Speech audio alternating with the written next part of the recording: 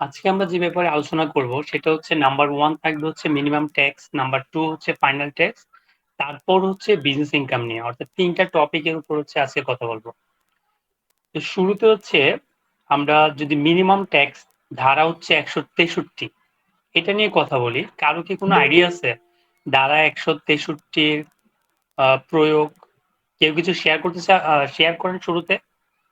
Minimum ট্যাক্সের ব্যাপারটা হচ্ছে কি, মানে এই ট্যাক্স গুলো যখন সোর্সে কাটা হয়, যদি আমার হচ্ছে কি মানে ফাইনাল অ্যাসেসমেন্টের সময় যদি আমার এর থেকেও কম ট্যাক্স আসে, যতটুকু ট্যাক্স সোর্সে কাটা হয়েছে ওই ট্যাক্সটা আমাকে হচ্ছে গিয়ে মানে আমাকে তখন ওই ট্যাক্সটা আমাকে হচ্ছে গিয়ে মানে আপনার হচ্ছে থাকবেই। আমি আমি সেটা ক্লেম ব্যাক করতে পারবো না, এতটুকুই জানি আর কি মিনিমাম ট্যাক্সের ব্যাপারে।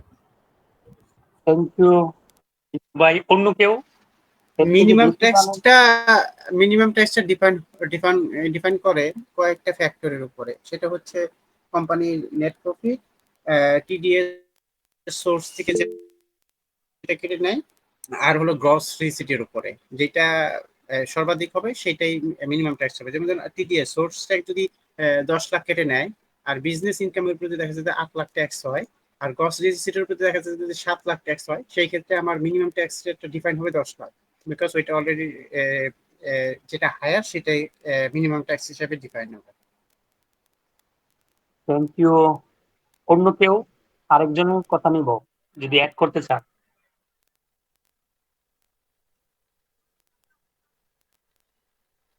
আচ্ছা, আমি শুরু করি। সেটা হচ্ছে মিনিমাম ট্যাক্সের যেটা আমরা ১৬৩ ধারা, সেটা আমার কাছে মনে হয় আয়কর আইনের যে ৩৫৪টা ধারা, মানে সবচেয়ে কঠিন যেটা আমার কাছে মনে হচ্ছে ১৬৩ ধারা। মানে এটার হচ্ছে অ্যাপ্লিকেবলটা অনেক বেশি। তো সেক্ষেত্রে এটা আসলে যত ছোট করে বলা হয়েছে এতটা ছোট না। কারণ এবারে এটা অনেক সংশোধন আসছে। এই সংশোধনে অনেক কিছু দেখা যায় এর মধ্যে হচ্ছে এড হচ্ছে।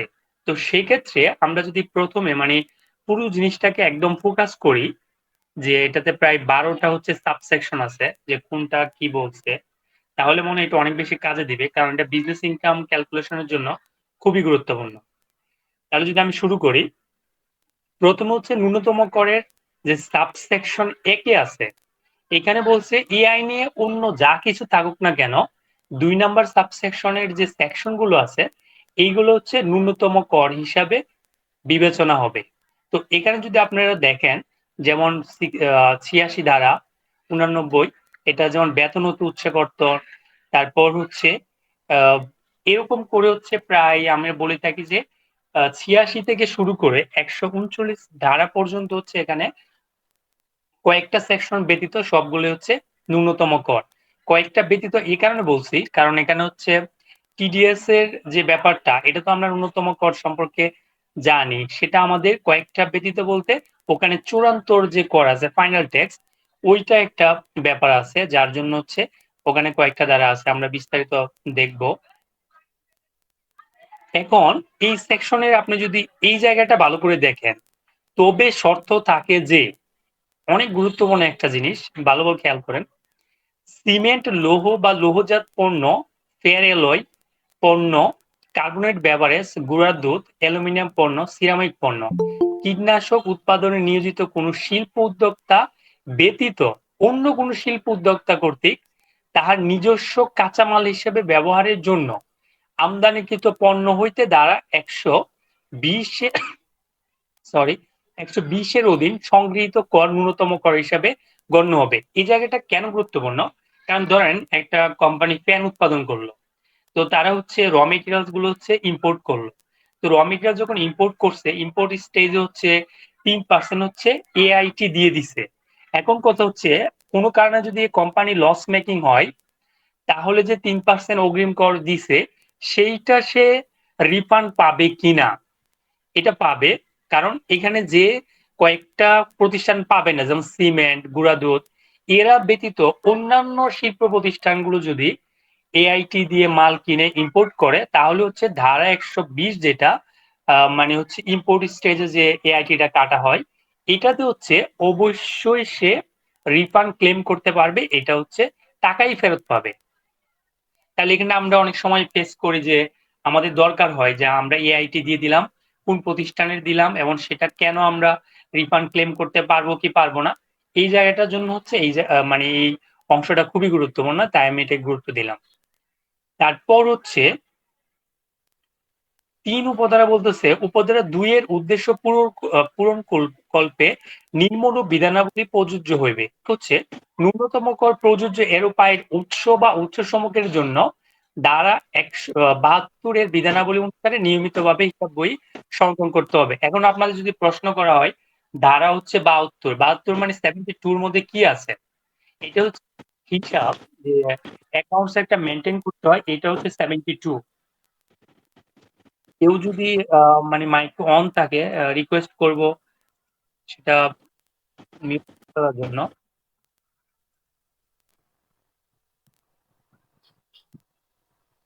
সাইফুল ভাই আপনি একটু মিউট করে ফেলেন কষ্ট করে। হ্যাঁ, আসসালামু আলাইকুম ভাই। হ্যাঁ, ওয়ালাইকুম আসসালাম।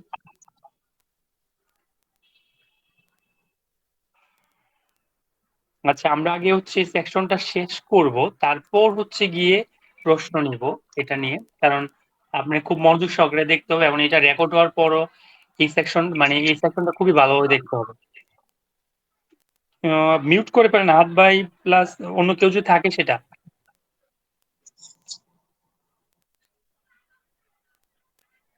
আসলে আমার বারবার মিউট করাটা ডিফিকাল্ট, আপনারা জয়েন করার সময় একটু খেয়াল করলে হচ্ছে সুবিধা হয়। সাইফুল ভাই আপনি একটু মিউট অন করে দিছে।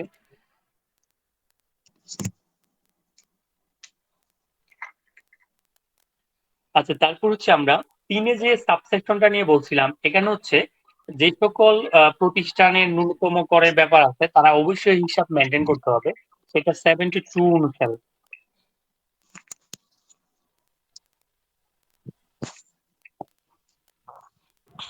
আহাদ ভাই আপনি কি আর ভাই একটু আসলে এরকম আপনার একটু সচেতন না হলে তো হবে না ভাই। আমি তো দৌড়ে দৌড়ে মিউট করতে গেলে আমি যে কনসেন্ট্রেশনটা দিব এটাই নষ্ট হয়ে যাবে।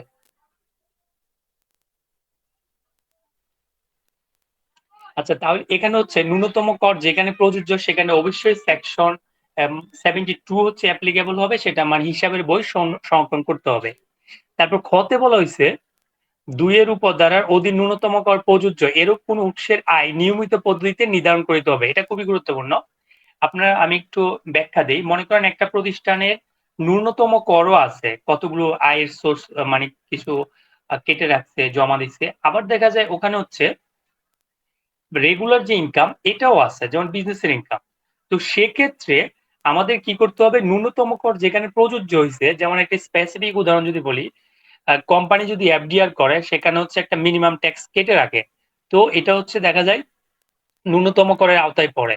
তো সেক্ষেত্রে এটা ন্যূনতম করের আওতায় যখন পড়ছে, এটাকে সহ আর যেগুলো রেগুলার ইনকাম যেমন বিজনেসের ইনকাম, দুইটাকে হচ্ছে আলাদা করে হচ্ছে ট্যাক্স ক্যালকুলেশন করতে হবে রেগুলার রেটে। এটা করার পর যদি দেখা যায় ন্যূনতম করের পরিমাণটা কম হচ্ছে ইনকাম যেটা প্রযোজ্য, তাহলে দেখা যায় যেটা বেশি হচ্ছে এইটাই হচ্ছে অ্যাকসেপ্ট করতে হবে। এটাই বলা হচ্ছে খতে। তারপর হচ্ছে গতে বলা হয়েছে খ অনুসারে পরিগণিত আয় বা ক্ষতি যথাক্রমে কোন নিয়মিত উৎসের জন্য পরিগণিত আয় বা ক্ষতির সহিত সমন্বয় করা যাবে না, এটা একটা গুরুত্বপূর্ণ। যদি কোনো কারণে দেখা যায় মানে ক্ষতে আমরা যখন দেখব ন্যূনতম করের আয়ের যে একটা ব্যাপার, ওখানে যদি কোনো ক্ষতি হয় এটা আসলে আমরা যে রেগুলার কোনটা বলি যে বিজনেসের ইনকাম অথবা রেন্টাল ইনকাম, যেটা হেডিং আছে আমাদের 7টা হেডিং এর যেগুলো টিডিএস কাটা হয় নাই, তো সে জায়গাগুলোতে যখন আসবে তখন হচ্ছে আমাদের অবশ্যই কোনো অ্যাডজাস্টমেন্ট করা যাবে না। 4 ক্ষেত্রে যে ক্ষেত্রে কোনো করদাতা উপধারা 2 এর অধীন ন্যূনতম কর প্রযোজ্য এরূপ এক বা একাধিক উৎসে আয় ছাড়াও নিয়মিত উৎস হইতে আয় করিয়া থাকেন, এটা একটু খেয়াল করেন। এটা বলছে যে 2টা উৎসতে আয় হয়, একটা নিয়মিত থাকে, কত দেখি নিয়মিত উৎসতে আয়ের উপর কর কর থাকবে, তারপর হচ্ছে তাদের ন্যূনতম করও থাকে। সেক্ষেত্রে আমাদের বরাবর সেম কাজ করতে হবে, দুইটাকে একসাথে করে আমাদের যোগ করতে হবে। এটা আমরা ব্যক্তির ক্ষেত্রেও দেখি যে প্রথমে যেগুলো হচ্ছে রেগুলার ইনকাম, এখানে হচ্ছে আমরা ট্যাক্স ক্যালকুলেশন করি, করার পর ন্যূনতম ইনকামকে যোগ করে তারপর আবার ট্যাক্স ক্যালকুলেশন করি, তারপর দেখা যায় যেটা রেগুলার ইনকাম হয়েছে সেটা হচ্ছে বাদ দেই, বাদ দেওয়ার পরে হচ্ছে আমরা দেখি যে ন্যূনতম ইনকামটা কত ট্যাক্সটা কত আসতেছে, এইটা যেটা ন্যূনতমতে কেটে রাখছে ওইটা থেকে যদি বেশি হয় তাহলে অবশ্যই বেশিটা কাউন্ট করতে হবে। আর যদি কম হয় তাহলে ন্যূনতম করটাই রাখতে হবে। ৫ যেটা বলছে এটা হচ্ছে উপধারা ৬ এর যে বিধানাবলী সাপেক্ষে এই ক্ষেত্রে হচ্ছে আমরা আরেকটা, প্রথম হচ্ছে আমরা দেখলাম ন্যূনতম কর, তারপর হচ্ছে কতগুলো ক্ষেত্র আছে এখানে। কতে আমরা দেখব যে কোন কোম্পানি অথবা কোন ট্রাস্ট অনূন্য ৫০ লক্ষ টাকা গ্রস প্রাপ্তি রয়েছে, এরূপ কোন ফার্ম বা ব্যক্তি ৪ কোটি টাকা গ্রস প্রাপ্তি রয়েছে, এরূপ কোন স্বাভাবিক ব্যক্তির হতে, মানে এইটা হচ্ছে সবগুলো প্রতিষ্ঠানের জন্য সমানভাবে প্রযোজ্য না। এই যে কতগুলো ক্ষেত্র আছে এখানে আমরা দেখবো ১, ২, ৩, ৪ এরকম করে তাদেরকে হচ্ছে ন্যূনতম করটা দিতে হবে হচ্ছে গ্রস প্রাপ্তি। আপনাদের এখানে আমি আরেকটু বারবার বলতেছি বোঝার জন্য। প্রথম হচ্ছে আমরা ন্যূনতম কর সেটা কি হইতে পারে একটা উদাহরণ দেই। যেমন ধরেন এক্সপোর্ট ওরিয়েন্টেড কোম্পানি তারা যখন এক্সপোর্ট প্রসেস রিয়ালাইজ হয় তখন হচ্ছে ১% হচ্ছে ন্যূনতম কর হিসাবে কেটে রাখে। এইটা হচ্ছে তার ন্যূনতম কর। আবার দেখা যায় সেম কোম্পানির হচ্ছে একটা টার্নওভার থাকে, সেটা সেলস এর টার্নওভার, আবার হচ্ছে দেখা যায় কোন রেন্টাল ইনকামের টার্নওভার অথবা আদার্স কোন ইনকামের টার্নওভার, তাহলে ওইটা সবগুলা যোগ করলে হচ্ছে একটা গ্রস প্রাপ্তি বলে। তো গ্রস প্রাপ্তির ক্ষেত্রে একটা কোম্পানির এক রকম ক্যালকুলেশন। যেমন সিগারেট, বিড়ি, চিবাইয়া খাওয়ার জন্য তামাক, ধোঁয়া বিং তামাক, অর্থাৎ তামাক জাতীয় যে কোম্পানি আছে তাদেরকে হচ্ছে গ্রস প্রাপ্তির ৩% ন্যূনতম কর হবে। কার্বনেট বেভারেজ, মিষ্টি পানি এদেরকে হচ্ছে ৩%। তারপর হচ্ছে মোবাইল ফোন অপারেটর তাদের হচ্ছে ১.৫%। আবার সিগারেট, বিড়ি এরা হচ্ছে স্বাভাবিক ব্যক্তি। একটা খেয়াল করেন, এইটা হচ্ছে প্রথমে যেটা ছিল কোম্পানি যদি সিগারেট, বিড়ি প্রস্তুত করে তখন হচ্ছে ৩%। আর এখানে বলছে যদি কোনো স্বাভাবিক ব্যক্তি অর্থাৎ ইন্ডিভিজুয়াল তামাকজাত প্রস্তুত ব্যতীত অন্য কোনো স্বাভাবিক ব্যক্তি যদি থাকে সেক্ষেত্রে তাদেরকে হচ্ছে ১% দিতে হবে। আর সবচেয়ে যেটা ৫ নাম্বার, এটা মোট সবার জন্য প্রযোজ্য, যারা হচ্ছে ওই ক্রাইটেরিয়া প্রথম ৪ ক্রাইটেরিয়ার মধ্যে পড়ে না, তাদের তাদের হচ্ছে গ্রস প্রাপ্তি ১%। আগে যেটা ছিল হচ্ছে ০.৬%, এবার সেটাকে চেঞ্জ করে ১% এ নিয়ে আসছে। তাহলে আমরা অলরেডি ২ টা ক্রাইটেরিয়া পাইলাম। এক হচ্ছে ন্যূনতম কর, তারপর হচ্ছে গিয়ে গ্রস প্রাপ্তি এর উপর একটা কর। এই ২ টা থেকেও আমাদের যেটা কম বেশি এটাই কিন্তু সবসময় আমাদের ট্যাক্স হিসাবে কাউন্ট করতে হবে। তো আমরা এখানে আরেকটা শর্ত দিয়েছি, সেটা হচ্ছে যদি কোনো কোম্পানি দেখা যায় পাস প্রযোজ্য, মানে নতুন কোনো কোম্পানি আসছে মার্কেটে, তাদের হচ্ছে প্রথম ৩ বছরে এটা মাত্র গ্রস প্রফিট হচ্ছে 0.1%। এইটুকু হচ্ছে মোটামুটি যদি বুঝে দেখেন সেক্ষেত্রে আমি বলবো কোনো কোম্পানি যদি লসও করে তাও দেখা যায় তাদেরকে ট্যাক্স দিতেই হচ্ছে, সেটা হচ্ছে মিনিমাম ট্যাক্স। তাই আমরা মানে আমার অনেক আগে একটা কনসেপ্ট ছিল যে কোম্পানি হয়তো লাভ করতেছে না, ট্যাক্স ফাঁকি দিচ্ছে, সেক্ষেত্রে ট্যাক্স আসছে না, ব্যাপারটা এরকম না। আইনগুলো হচ্ছে এমন ভাবে সাজানো হয়েছে লস করলেও এটলিস্ট তার যে টার্ন ওভার হয়েছে এর ১% হইলেও সরকারকে ট্যাক্স দিতেই হবে। তারপর হচ্ছে খতে আমরা যদি আসি, যে ক্ষেত্রে করদাতা এরূপ কোন আয়ের উৎসে যা কর অব্যাহতি, এটা আরেকটা জিনিস, যেখানে হচ্ছে কর অব্যাহতি আছে সেক্ষেত্রে উক্ত এক বা একাধিক উৎস হইতে অর্জিত মোট আয় পৃথকভাবে প্রদর্শন করিতে হবে। এই উপধারার অধীন ন্যূনতম কর পরিগণনা, এটা যদি আমি একটু সামারি বলি, সেটা হচ্ছে যদি অব্যাহতি প্রাপ্ত কোনো আয় থাকে সেটা হচ্ছে মোট আয় অবশ্যই অন্তর্ভুক্ত হবে, কিন্তু সেটা আলাদাভাবেও দেখাইতে হবে, কারণ এটার যেহেতু রিডিউস রেট হবে অথবা ট্যাক্সই হবে না, সেক্ষেত্রে আলাদা করে দেখাইতে হবে। তারপর স্বরে হতে বলছে নিয়মিত হারে কর প্রদান করিতে হবে, এরূপ উৎস হইতে অর্জিত প্রাপ্তির ক্ষেত্রে কয়ের উল্লিখিত হার প্রয়োগ করে ন্যূনতম কর বের করতে হবে, মানে তাদেরকেও সেম ভাবে বের করতে হবে। তারপর কর অব্যাহতি বা হ্রাসকৃত করার প্রাপ্ত অর্জিত প্রাপ্তির ক্ষেত্রে সেম এটাও করতে হবে। মানে আমাদের যেটা গুরুত্বপূর্ণ এখানে আবার ৬ নম্বরে আমরা চলে আসবো। এখানে কিন্তু বলছে উপধারা ৪ এর অধীন ন্যূনতম কর অথবা ৫ এর অধীন ন্যূনতম কর, এটা দুইটা কোন কর?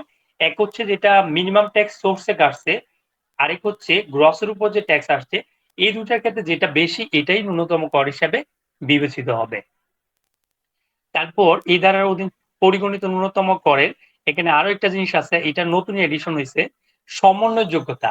এটা পড়ার আগে আমি একটু বলে নেই যে আগে আমাদের এরকম ছিল না যে ন্যূনতম কর সমন্বয় করার সুযোগ ছিল না, এখন হচ্ছে এটা সুযোগ করে দেওয়া হয়েছে। সেক্ষেত্রে এরকম হবে, মনে করা যায় যে একটা প্রতিষ্ঠানের ট্যাক্স ক্যালকুলেশন করে ৫ লাখ টাকা আসছে, কিন্তু এটা ন্যূনতম কর হয়ে গেছে 6 লাখ টাকা।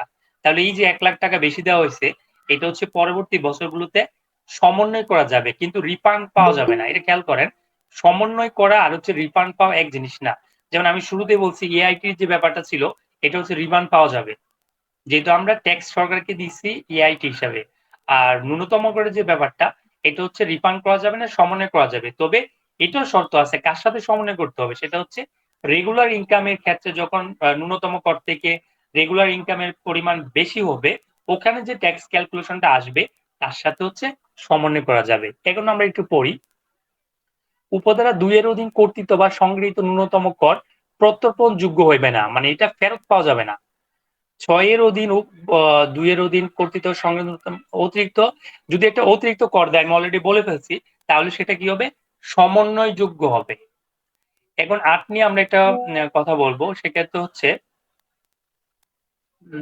আসলে সবাই সাথে, সাথে জয়েন করলে ব্যাপারটা সহজ হয়।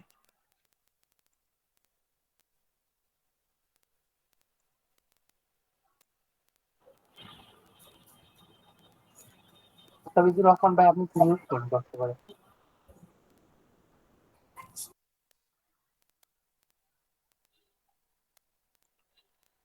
এখন ৮ নিয়ে হচ্ছে আমি একটা উদাহরণ রাখছি, আজকে জানি না আমাদের মুশফিকুর রহিম ভাই আছে কিনা, এটা নিয়ে আমি এক্সেল একটা দেখাবো। উনি একটা প্রবলেম আমাদেরকে ডিসকাশন করতে দিছিল, সেটা নিয়ে আসলে অনেক খোঁজাখুঁজি করে সেকশন ১৬৩ যেটা হচ্ছে ৮ নম্বরের মাধ্যমে একটা আমরা প্রয়োগ করছি, এটা আমরা দেখাবো।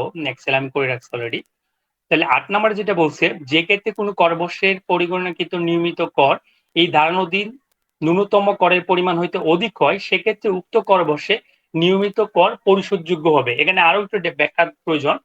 আমরা যখন ট্যাক্স ক্যালকুলেশন করে দেখলাম, দেখা যায় হচ্ছে আমাদের ন্যূনতম করের পরিমাণটা যদি ওই মাসে আমরা ওই বছরে দেখলাম আমরা কম, মানে এটা হচ্ছে পরিমাণ বেশি, কিন্তু আমাদের রেগুলার ইনকামের যে ট্যাক্স, এই দুটোর মধ্যে অ্যাডজাস্ট করে আমাদের যে ভাইয়া এটা ট্যাক্সটা আসবে, করে কোন বইটা আপনি ফলো করছেন প্লিজ?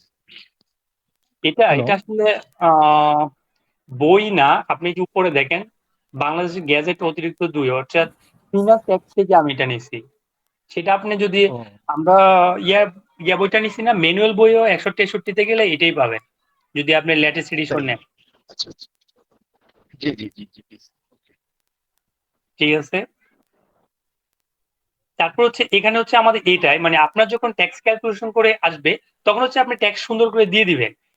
দিয়ে আপনার যেটা অতিরিক্ত রয়ে গেছে, এইটা হচ্ছে আপনি নিচে লিখে দিবেন, এটা হচ্ছে অ্যাডজাস্টেবল। পরবর্তীতে যখন আপনার ট্যাক্সের পরিমাণের বেশি আসবে, তখন হচ্ছে আপনি এটা হচ্ছে অ্যাডজাস্ট করে ফেলবেন।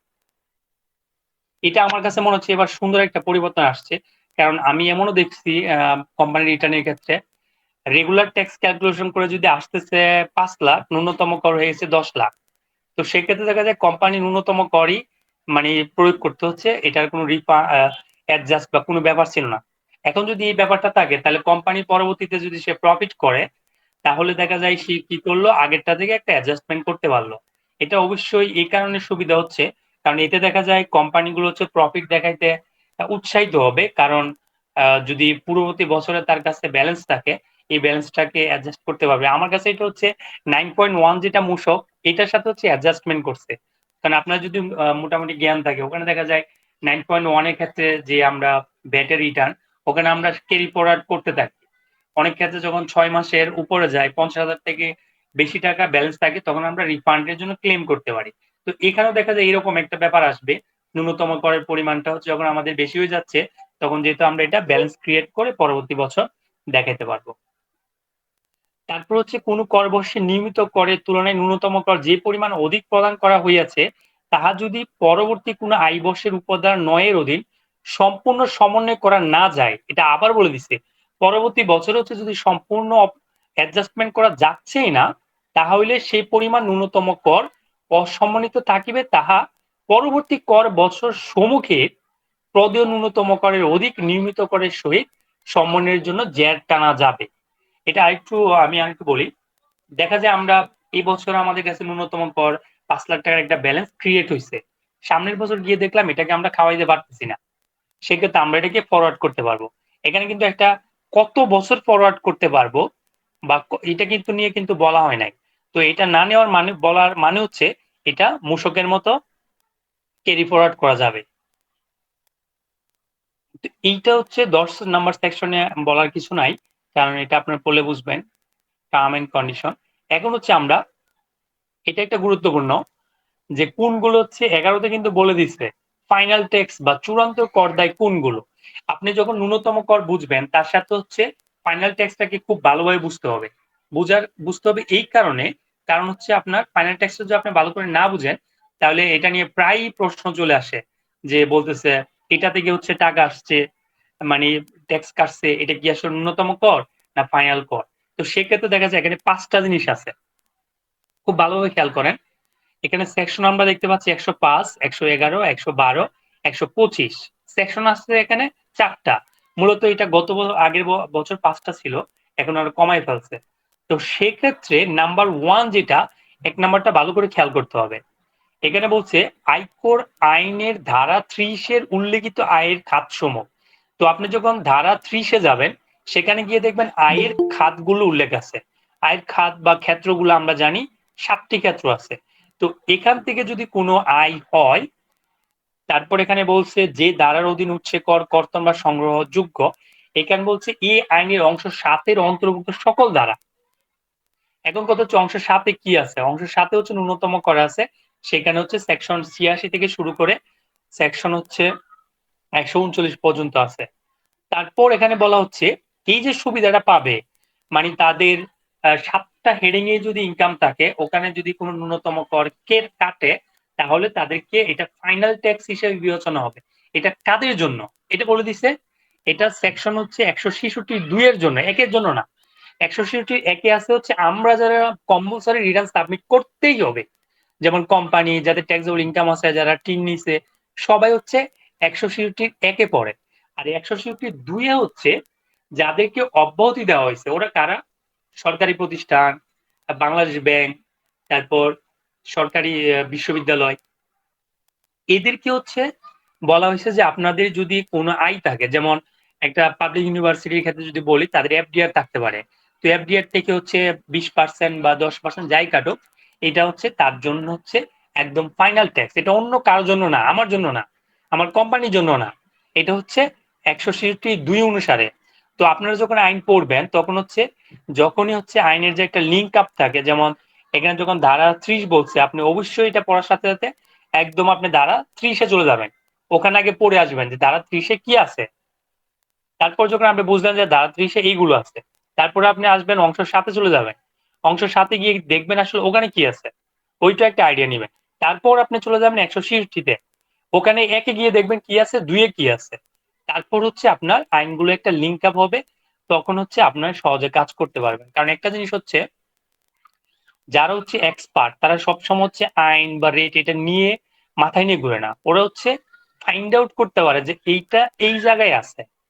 কারণ আপনার সবকিছু মাথায় নিয়ে ঘুরতে হবে এরকম না, আপনার এইটা বুঝতে হবে যে আমি প্রবলেমটা ফেস করছি, এই প্রবলেমের সলিউশন ওই সেকশনে অথবা ওই পরিপত্রে এত নাম্বার ম্যাথে অথবা নির্দেশিকার এই জায়গাতে একটা সলিউশন বা কাছাকাছি কিছু আছে। ওইটা যদি বের করতে পারেন আপনার কাছে তো অবশ্যই বই থাকবে, কারণ আইনের ক্ষেত্রে প্র্যাকটিসের ক্ষেত্রে বই থাকা তো হচ্ছে কোনো অস্বাভাবিক না। তো যখন আপনার কাছে বই থাকতেছে তখন তো আপনাকে এটা নিয়ে কোনো টেনশন করতে হচ্ছে না, সলিউশন আপনি করতে পারতেছেন।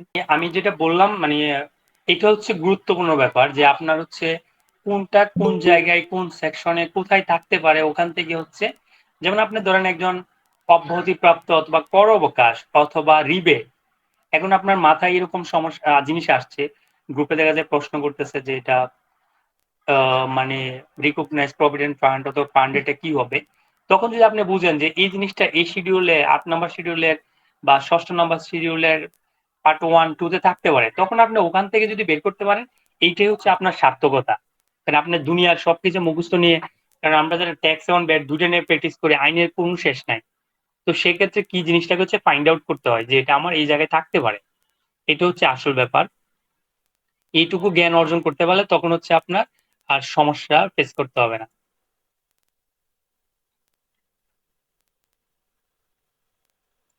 এখন হচ্ছে আমরা প্রথমটা আশা করি বুঝছেন, দ্বিতীয় 2 নাম্বারে যদি যাই সেটা হচ্ছে সঞ্চয়পত্র হইতে অর্জিত মুনাফা, এটা মোস্ট কমন। এটা দেখেন, আবার খেয়াল করেন, সঞ্চয়পত্র থেকে অর্জিত মুনাফা সেকশন হচ্ছে 105 অনুসারে কাটবেন, মানে এটা কেটে রেখে দিছে ব্যাংকে। এটা যে ফাইনাল ট্যাক্স কাদের জন্য? যে কোনো স্বাভাবিক ব্যক্তি, কোম্পানির জন্য না। কোম্পানির জন্য কিন্তু এটা কখনোই হচ্ছে ফাইনাল ট্যাক্স না। তাই আপনাকে হচ্ছে এরকম করে বুঝতে হবে। আপনি শিখলেন যে 105 সেকশন হচ্ছে ফাইনাল ট্যাক্স, শেষ। আপনি ব্যক্তিত্ব অ্যাপ্লাই করে ফেললেন, কোম্পানিকে তো অ্যাপ্লাই করে ফেললেন, বাস। মেজর ভুল হয়েছে, কারণ এমনও কোম্পানি আছে কোটি কোটি টাকা হচ্ছে সেভিং, মানে সঞ্চয়পত্র বা হাবিজাবি অনেক কিছু থাকে, এফডিআর। তো সেক্ষেত্রে আমাদের যে কোনো স্বাভাবিক ব্যক্তির ক্ষেত্রে বলা হয়েছে। আবার হচ্ছে এখানে সম্পত্তি অধিগ্রহণ এর ক্ষতিপূরণ হইতে অর্জিত মূলধনী আয়। যেমন সম্পত্তি যদি কেউ অধিগ্রহণ করে, এতে যদি কোনো প্রকার অর্জিত আয় হয়, এটাও ফাইনাল ট্যাক্স হবে। এটা যে কোনো স্বাভাবিক ব্যক্তি নিতে পারবে। তারপর হচ্ছে রপ্তানির বিপরীতে প্রাপ্ত নগদ ভর্তুকি। এখানে কিন্তু খেয়াল করেন, রপ্তানির বিপরীতে প্রাপ্ত নগদ ভর্তুকি 112 সেকশনে যেটা, এটা কি বলছে? যে কোনো ব্যক্তি। এখন প্রশ্ন হচ্ছে, যে কোনো স্বাভাবিক ব্যক্তি আর যে কোনো ব্যক্তি, এটা কি এক? এক না। কারণ যে কোনো ব্যক্তি বলতে এটা বলছে কোম্পানির ক্ষেত্রে প্রযোজ্য, আবার যারা হচ্ছে কোম্পানি না, যারা আমরা পার্সন আছি বা অন্যান্য ব্যবসা সংগঠন আছে, তাদের জন্য সেম ভাবে হচ্ছে প্রযোজ্য। প্রশ্ন করার আমি সুযোগ দিব, একটু মিউট থাকেন, শেষ করি। মানে আমি ন্যূনতম করটা শেষ করার পরই হচ্ছে আমি সুযোগ দিব প্রশ্ন করার। তাহলে আমরা নগদ রপ্তানি ভর্তুকিটা বুঝলাম যে এটা হচ্ছে সবার জন্য। তারপর হচ্ছে সম্পত্তি হস্তান্তর হইতে অর্জিত মূলধনী আয়, এটা 125, এটা হচ্ছে যে কোনো স্বাভাবিক ব্যক্তির জন্য। তো এই ক্ষেত্রে হচ্ছে আমরা 12 নম্বরটা এত গুরুত্বপূর্ণ নাম, যে সাবসেকশন। তারপর যদি আমরা এখানে দেখি, একটা পরিপত্রে আপনি নির্দেশিকাতে আপনি পাবেন, সেখানে হচ্ছে স্পেশালি উল্লেখ আছে ন্যূনতম কর প্রযোজ্য হয় এরূপ উৎসের আয়। এখানে অনেকগুলা মানে একটু সামারি আকারে দিচ্ছে নির্দেশিকাটা। এখানে আমার কাছে ভালো লাগছে যে এখানে শুধু সেকশনই দেয় নাই, সেকশনের সাথে কোন সেকশন কি বলছে। একটু মিউট করেন। যেটা বলতেছি এখানে হচ্ছে সবচেয়ে, যদি আমি একটু সংক্ষেপে বলি, এই ধারাগুলো বেশি ব্যবহার হয়। যেমন এখানে যদি আমরা 89 সেকশনটা অনেক অনেক বেশি ব্যবহার করা হয় টিডিএস কাটার ক্ষেত্রে, যেহেতু ঠিকাদার, সরবরাহকারী ইত্যাদি হইতে কর কর্তন, এটা অনেক বেশি প্রয়োগ পাবেন। তারপর হচ্ছে লভ্যাংশ হইতে কর কর্তন, এটাও থাকে কোম্পানির ক্ষেত্রে। প্লাস ব্যক্তি স্পেশালি শেয়ার ইনভেস্টমেন্ট যারা তাদের একটা টিডিএস কাটে। তারপর হচ্ছে এখানে আমরা আমদানিকারকদের নিকট হইতে কর কর্তন 120, এটাও ইম্পোর্ট যারা করে তাদের জন্য অনেক বেশি, মানে এটার একটা প্রয়োগ থাকে। তারপর 123 আছে রপ্তানি আয় হতে কর সংগ্রহ, এটারও একটা মোটামুটি ভালো প্রয়োগ। তারপর এরকম হচ্ছে এখানে একটা লিস্ট আছে, আপনাকে আমি যখন ন্যূনতম চ্যাপ্টার 7-এ যখন যাবেন, তখন হচ্ছে লিস্টটা পাবেন, সেখান থেকে হচ্ছে আপনি দেখে নিবেন কোনটা কত রেট। তাও আমি আজকে রেটটা একটু দেখাবো। আচ্ছা, এটা মোটামুটি আমি ন্যূনতম কর নিয়ে বললাম। দ্বিতীয় সেকশন যাওয়ার আগে আপনাদের প্রশ্ন থাকলে করতে পারেন।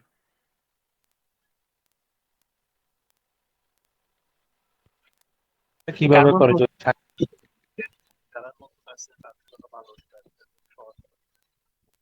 কথা আসতেছে না ভাই, আর একটু জোরে বলতে হবে। লিঙ্ক আপ গুলা কিভাবে করে, যারা নতুন আছে তাদেরকে একটু দেখাই দিতে ভালো হয়।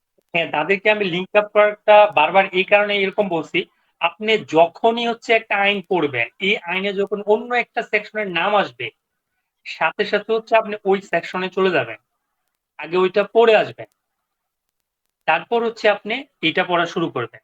তাহলে হচ্ছে আপনার মানে লিঙ্ক আপটা হচ্ছে ইজিলি হয়ে যাবে। এটা আপনার বরাবর সবসময় জিনিসটা মাথায় রাখতে হবে। তাছাড়া আপনি আইন আসলে শিখতে পারবেন না। আইনের হচ্ছে এই যে আমি এখানে যখন এটা নিয়ে কথা বলতেছিলাম, আমি শুরুতেই বলছি, এটা পড়ার সময় যে এই আইনের ধারা যেটা আমরা 60-র ক্ষেত্রে আমরা যখন মানে 60-এ যখন আমরা গেলাম, চলে 30-এ গেলাম, ওখানে গিয়ে আপনি ঘুরে আসতে হবে যে 30 নাম্বার ধারাতে কি আছে। তারপর যখন এখানে অংশ 7 আসছে, ওখানে আপনার চলে যেতে হবে অংশ 7-এ কি আছে। তারপর আবার 166 আসছে, ওখানে চলে যেতে হবে 166-র 1-এ কি আছে, 2-এ কি আছে। এইটাই হচ্ছে আপনার লিঙ্ক আপ, এরকম করেই পড়বেন। অন্য কোনো প্রশ্ন? ভাই, গ্রস রিসিপ্টটা কি মানে ভ্যাট ট্যাক্স এবং আমার না না না টার্নওভারটা গ্রস না রিসিপ্ট? না না, এখানে ব্যাটের কোনো ব্যাপার না। এটা গ্রস রিসিপ্ট হচ্ছে আপনার সেলসও থাকতে পারে, সেলস ছাড়া আদার্সও ইনকাম থাকতে পারে। যেমন ব্যবসা প্রতিষ্ঠান একটা প্রতিষ্ঠানের কাছে একটা রেন্টার ইনকামও থাকতে পারে, বা অনেকগুলো হেড ইনকাম থাকা সবগুলো যোগ করাকে গ্রস বলে। ওটা ভাই ওই গ্রস রিসিভেবল আমার তো টার্নওভারের ভিতর তো আমার অ্যাকাউন্ট রিসিভেবলও থাকতে পারে, টার্নওভারের ভিতরে অ্যাকাউন্ট সেক্ষেত্রে কম্পালসারি থাকবে, এর বাইরে থাকবে অন্য কিছু। অ্যাকাউন্ট রিসিভেবল না থাকলে তো আপনার সেলসই হইলো না, তাহলে তো টার্নওভার, মূল টার্নওভার তো এটাই। আমার কি ব্যাংকে যে টাকা ঢুকবে সেটাই গ্রস রিসিভ নাকি আমার টার্নওভারটা গ্রস রিসিভ? আমি আসলে আপনার প্রশ্নটা বুঝতেছি না এই কারণে, কারণ আপনি টার্নওভার কি না জিনিসটা এটা ক্লিয়ার হইছেন? ভাই, টার্নওভারটা কি? ধর আমি ধর আমি 5 কোটি টাকা জিনিস বিক্রি করলাম, মানে হুম। পণ্য। সেক্ষেত্রে আমার ওখানে আমি সেখান থেকে টাকা পাইছি 4 কোটি টাকা, আর 1 কোটি টাকা আমার অ্যাকাউন্ট রিসিভেবল রয়েছে। এখন গ্রস রিসিভ কোনটা হবে? এইটা আপনার গস রিসিপ্টে পুরোটাই হবে, যেহেতু আমরা অ্যাক্রুয়াল বেসিস অ্যাকাউন্টিং করি, সেক্ষেত্রে গস রিসিপ্ট ইয়াটা মানে যেটা টোটাল বিক্রি করা হয়েছে এইটা। এবং ট্যাক্স পারপাস যদি আপনার ইয়া মানে ট্যাক্স ওইটা যদি পারপাস। ট্যাক্স পারপাস রিসিভেবল না থাকে, মানে রিসিভেবল থাকে, টাকা এখনো আদায় হয় নাই, সেক্ষেত্রে দেখা যায় আপনি ওইটা বাদ দিয়ে দিতে পারেন। কিন্তু মূলত টার্নওভার বলতে ওইটা ট্যাক্স হচ্ছে মানবে না, যত টাকা সেল দেখাচ্ছে এর উপরই দেখাতে হবে, সৎ কথা। মানে টার্নওভারটাই গ্রস রিসিভ তার হ্যাঁ, মানে। টার্নওভারটা গস মানে সেলসটা, সেলসটা হচ্ছে মূলত রিসিভ, এর সাথে অন্যান্য ইনকাম যদি হেডিং এ থাকে সেটাও অ্যাড হবে। থ্যাংক ইউ ভাই। অন্য কারো কোনো প্রশ্ন? না ভাই, আমার কাছে মনে হয় আপনি ভাই সামনে যান, তখন আপনি যখন ভাই আপনার হচ্ছে এই জিনিসগুলো যখন অ্যাপ্লাই করবেন তখন হয়তো আরো জিনিসগুলো ক্লিয়ার হবে আর কি। থ্যাংক ইউ, কারণ আমি এটাকে খুব গুরুত্ব দিচ্ছি, কারণ এটা আমার সামনে অবশ্যই অবশ্যই লাগবে। আচ্ছা, আমি এটাতে যেহেতু আমি একটা এক্সেল খুলছিলাম, এটা একটু দেখাই। এখানে হচ্ছে আমাদের একটা প্রশ্ন করছিল, মুশফিকুর রহিম ভাই আছে কিনা এখন জানি না। তো আমাদেরকে বলা হয়েছিল যে একজন পার্সন হচ্ছে স্যালারি থেকে ইনকাম আছে 4,50,000 টাকা। তাহলে আমরা এখানে কি করলাম, 1/3 করলাম, অথবা 5 লাখ, এর থেকে ছোট যেটা 1,50,000 বাদ দিলাম। তো সেক্ষেত্রে আমার ট্যাক্সেবল ইনকাম চলে আসছে স্যালারি থেকে 3 লাখ টাকা। এখন বলতেছে ওনার হচ্ছে ব্যাংক ইন্টারেস্টের পরিমাণ আছে, মানে ব্যাংক ইন্টারেস্ট আসছে 4,51,425 টাকা। এটার মধ্যে খেয়াল রাখবেন, ব্যাংক ইন্টারেস্ট যখন অ্যাড করবেন তখন হচ্ছে ইনক্লুডিং টিডিএস সহ হচ্ছে আপনাকে মানে ইনকামটা দেখাইতে হবে। পরবর্তী টিডিএস তো আপনি ইয়া নিবেন, ট্যাক্স থেকে বাদ দিবেন। তো এখন দেখা যায় ওনার ট্যাক্সেবল ইনকাম আসতেছে হচ্ছে 7,51,425, এই টাকাটা চলে আসছে। এখন আমরা ট্যাক্স ক্যালকুলেশন করলাম, এটাকে যেহেতু আমরা বলতেছি, ওনার আবার হচ্ছে একজন মেল ট্যাক্স পেয়ার যার বয়স হচ্ছে 65 বছর। তো আমরা জানি যদি 65 বছর অথবা তার থেকে বেশি হয়, সেক্ষেত্রে আমাদের কি হয়, প্রথম হচ্ছে 4 লাখ টাকা এক্সাম্পশন হয়। তো এক্সাম্পশন 4 লাখ গেল, তারপর 1 লাখের উপর 5% ট্যাক্স আসলো, ট্যাক্স ক্যালকুলেশন করে ফেললাম। করে আমি দেখলাম ট্যাক্সের পরিমাণ আসছে 30,143। এই প্রশ্নটা শেয়ার করার এটাই কারণ, আমরা কিন্তু বলতেছি টিডিএস কেটে গেছে, এখানে দেখেন তার ইনকামের উপর হচ্ছে টিডিএস কাটছে ব্যাংক ইন্টারেস্টের উপর 57,610, কিন্তু আমার ট্যাক্স আসতেছে মাত্র 30,143। এই ক্ষেত্রে আমরা কি করব?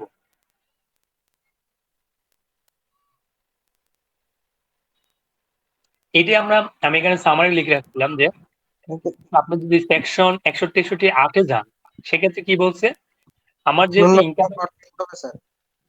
জি, এক্ষেত্রে কি ন্যূনতম করটা পে করতে হবে? আমি শেষ করি, তারপর মনে হয় প্রশ্নগুলো সুবিধা হবে আপনি তখন না বুঝলে। তো এই ক্ষেত্রে আমার হচ্ছে ট্যাক্স যেটা আমরা 30,143 টাকা তো ক্যালকুলেশন করে আসছে, কিন্তু আমার ব্যাংক তো হচ্ছে 57,610 টাকা কেটেই ফেলছে। এটা তো আমি এখন আমার কোনো হাত নাই। আমার ক্যালকুলেশন করে দেখলাম আমার ট্যাক্স আসছে সব ইনকামের উপর 30,143, কিন্তু ব্যাংক হচ্ছে বেশি কাটছে। তাহলে যদি আগের আইনটা থাকতো, তাহলে আমাকে ট্যাক্স দিতে হতো 57,610 টাকা।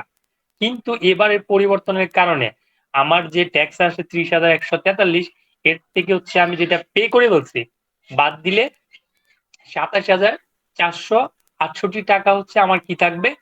এইটা হচ্ছে আমি পরবর্তীতে আমি লিখলাম অ্যাডজাস্টেবল, মানে ফিউচারে আমি এটা অ্যাডজাস্ট করতে পারবো।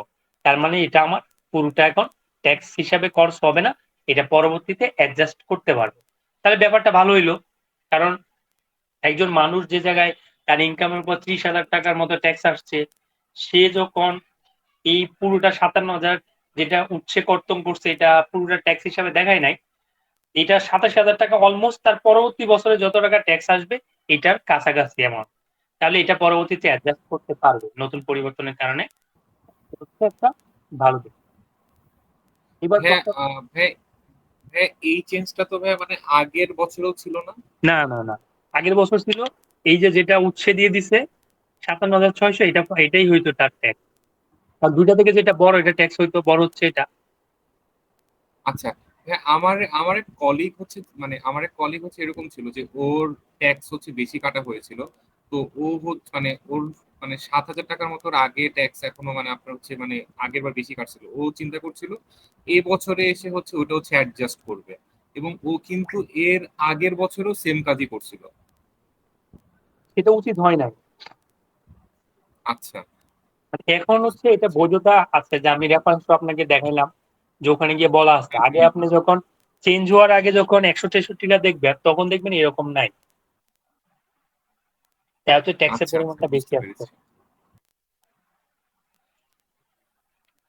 এখানে অ্যাডজাস্টমেন্টটি আগামী বছর যেটা এখানে নেগেটিভ ফিগার আসছে ওটা কি আগামী বছর যেটা আসলে আমার ট্যাক্স নাই ওখান থেকে মাইনাস করে দিব না? হ্যাঁ, আগামী বছর অবশ্যই মাইনাস করে দিবেন। যদি আজকে দেখেন আগামী বছর আপনার ট্যাক্স আসতেছে না, এটা ক্যারি ফরওয়ার্ড করবেন। আচ্ছা, মানে যতক্ষণ আপনি অ্যাডজাস্ট করতে না পারতেছেন ততক্ষণ নিয়েই যাবেন।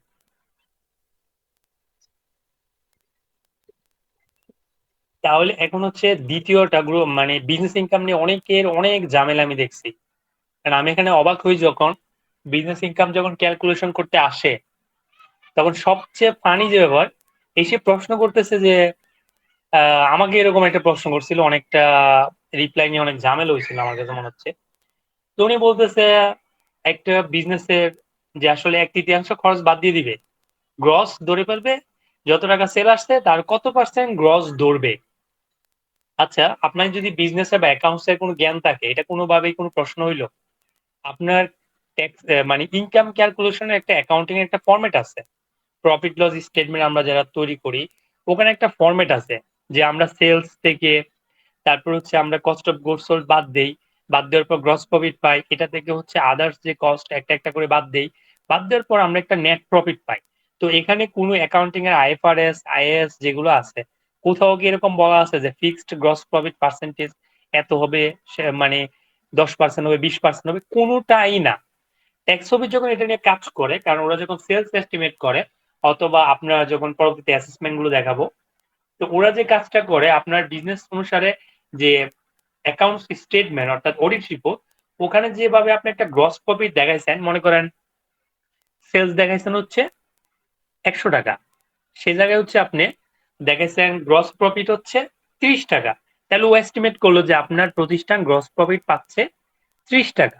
সে তখন এই পার্সেন্টেজটাকে অ্যাপ্লাই করে একটা এজিউম করে একটা যেটাকে আমরা এস্টিমেট মানি তো এজিউম, তো এরকম একটা এজিউম করে সে একটা হিসাব দাঁড় করায় ফেললো আপনার জন্য।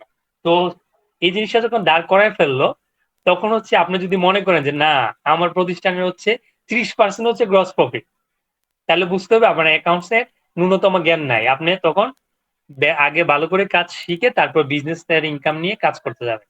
আবার একটা ম্যাথেও দেখানো আছে আয়কর নির্দেশিকা, ওখানে দেখা যায় গ্রস প্রফিট থেকে হচ্ছে 1/3 বাদ দিয়ে দিছে, বাদ দিয়ে বাকিটা ট্যাক্সেবল ইনকাম ধরে ক্যালকুলেশন করছে। এটা কখন করে? যখন আপনি কোনো হিসাব রাখতেছেন না, তাহলে একটা না একটা হিসাবে তো যাবে। তখন হচ্ছে এটা এজিউম, অ্যাকাউন্টস এর ভাষায় এজিউম বলে কোনো কথা নাই। আমরা অ্যাক্রুয়াল বেসিস করি, অ্যাকাউন্টিং হিসাব ক্যাশ বেসিস করি, সবগুলো হচ্ছে আমাদের কি থাকবে, একটা বৃত্তি অবশ্যই থাকবে। কারণ ডকুমেন্টেশন আমরা যখন ভালো করে জানি, ডেবিট ক্রেডিট নিয়ে যখন আমরা পড়ালেখা করি, তো একটা ডেবিটের এগেনস্ট একটা ক্রেডিট হচ্ছে অবশ্যই থাকতেছে। তো এই টাকার কারণে যে ব্যাপারটা হচ্ছে আপনার যখন আপনি কোনো বিজনেস এর ক্যালকুলেশন করতে যাবেন তখন হচ্ছে আপনি সুন্দর করে একটা ফিনান্সিয়াল স্টেটমেন্ট তৈরি করবেন। তৈরি করে হচ্ছে আপনি চিন্তা করবেন কি কি ডাটা আছে বা কি কি ডাটা নাই। তখন আপনি এজ এ ট্যাক্স মানে অ্যাডভাইজার হবেন পরবর্তীতে, এখন প্র্যাকটিশনার বা প্রফেশনাল, তখন আপনি বলবেন যে এই জিনিসগুলো আপনার গ্যাপ আছে, সামনের বার এই জিনিসগুলো রেডি রাখুন। আপনার ব্যাংক স্টেটমেন্ট আমার কাছে এরকম, সেদিন আমার কাছে একটা কল আসলো সিএনএফ এ বিজনেস নিয়ে।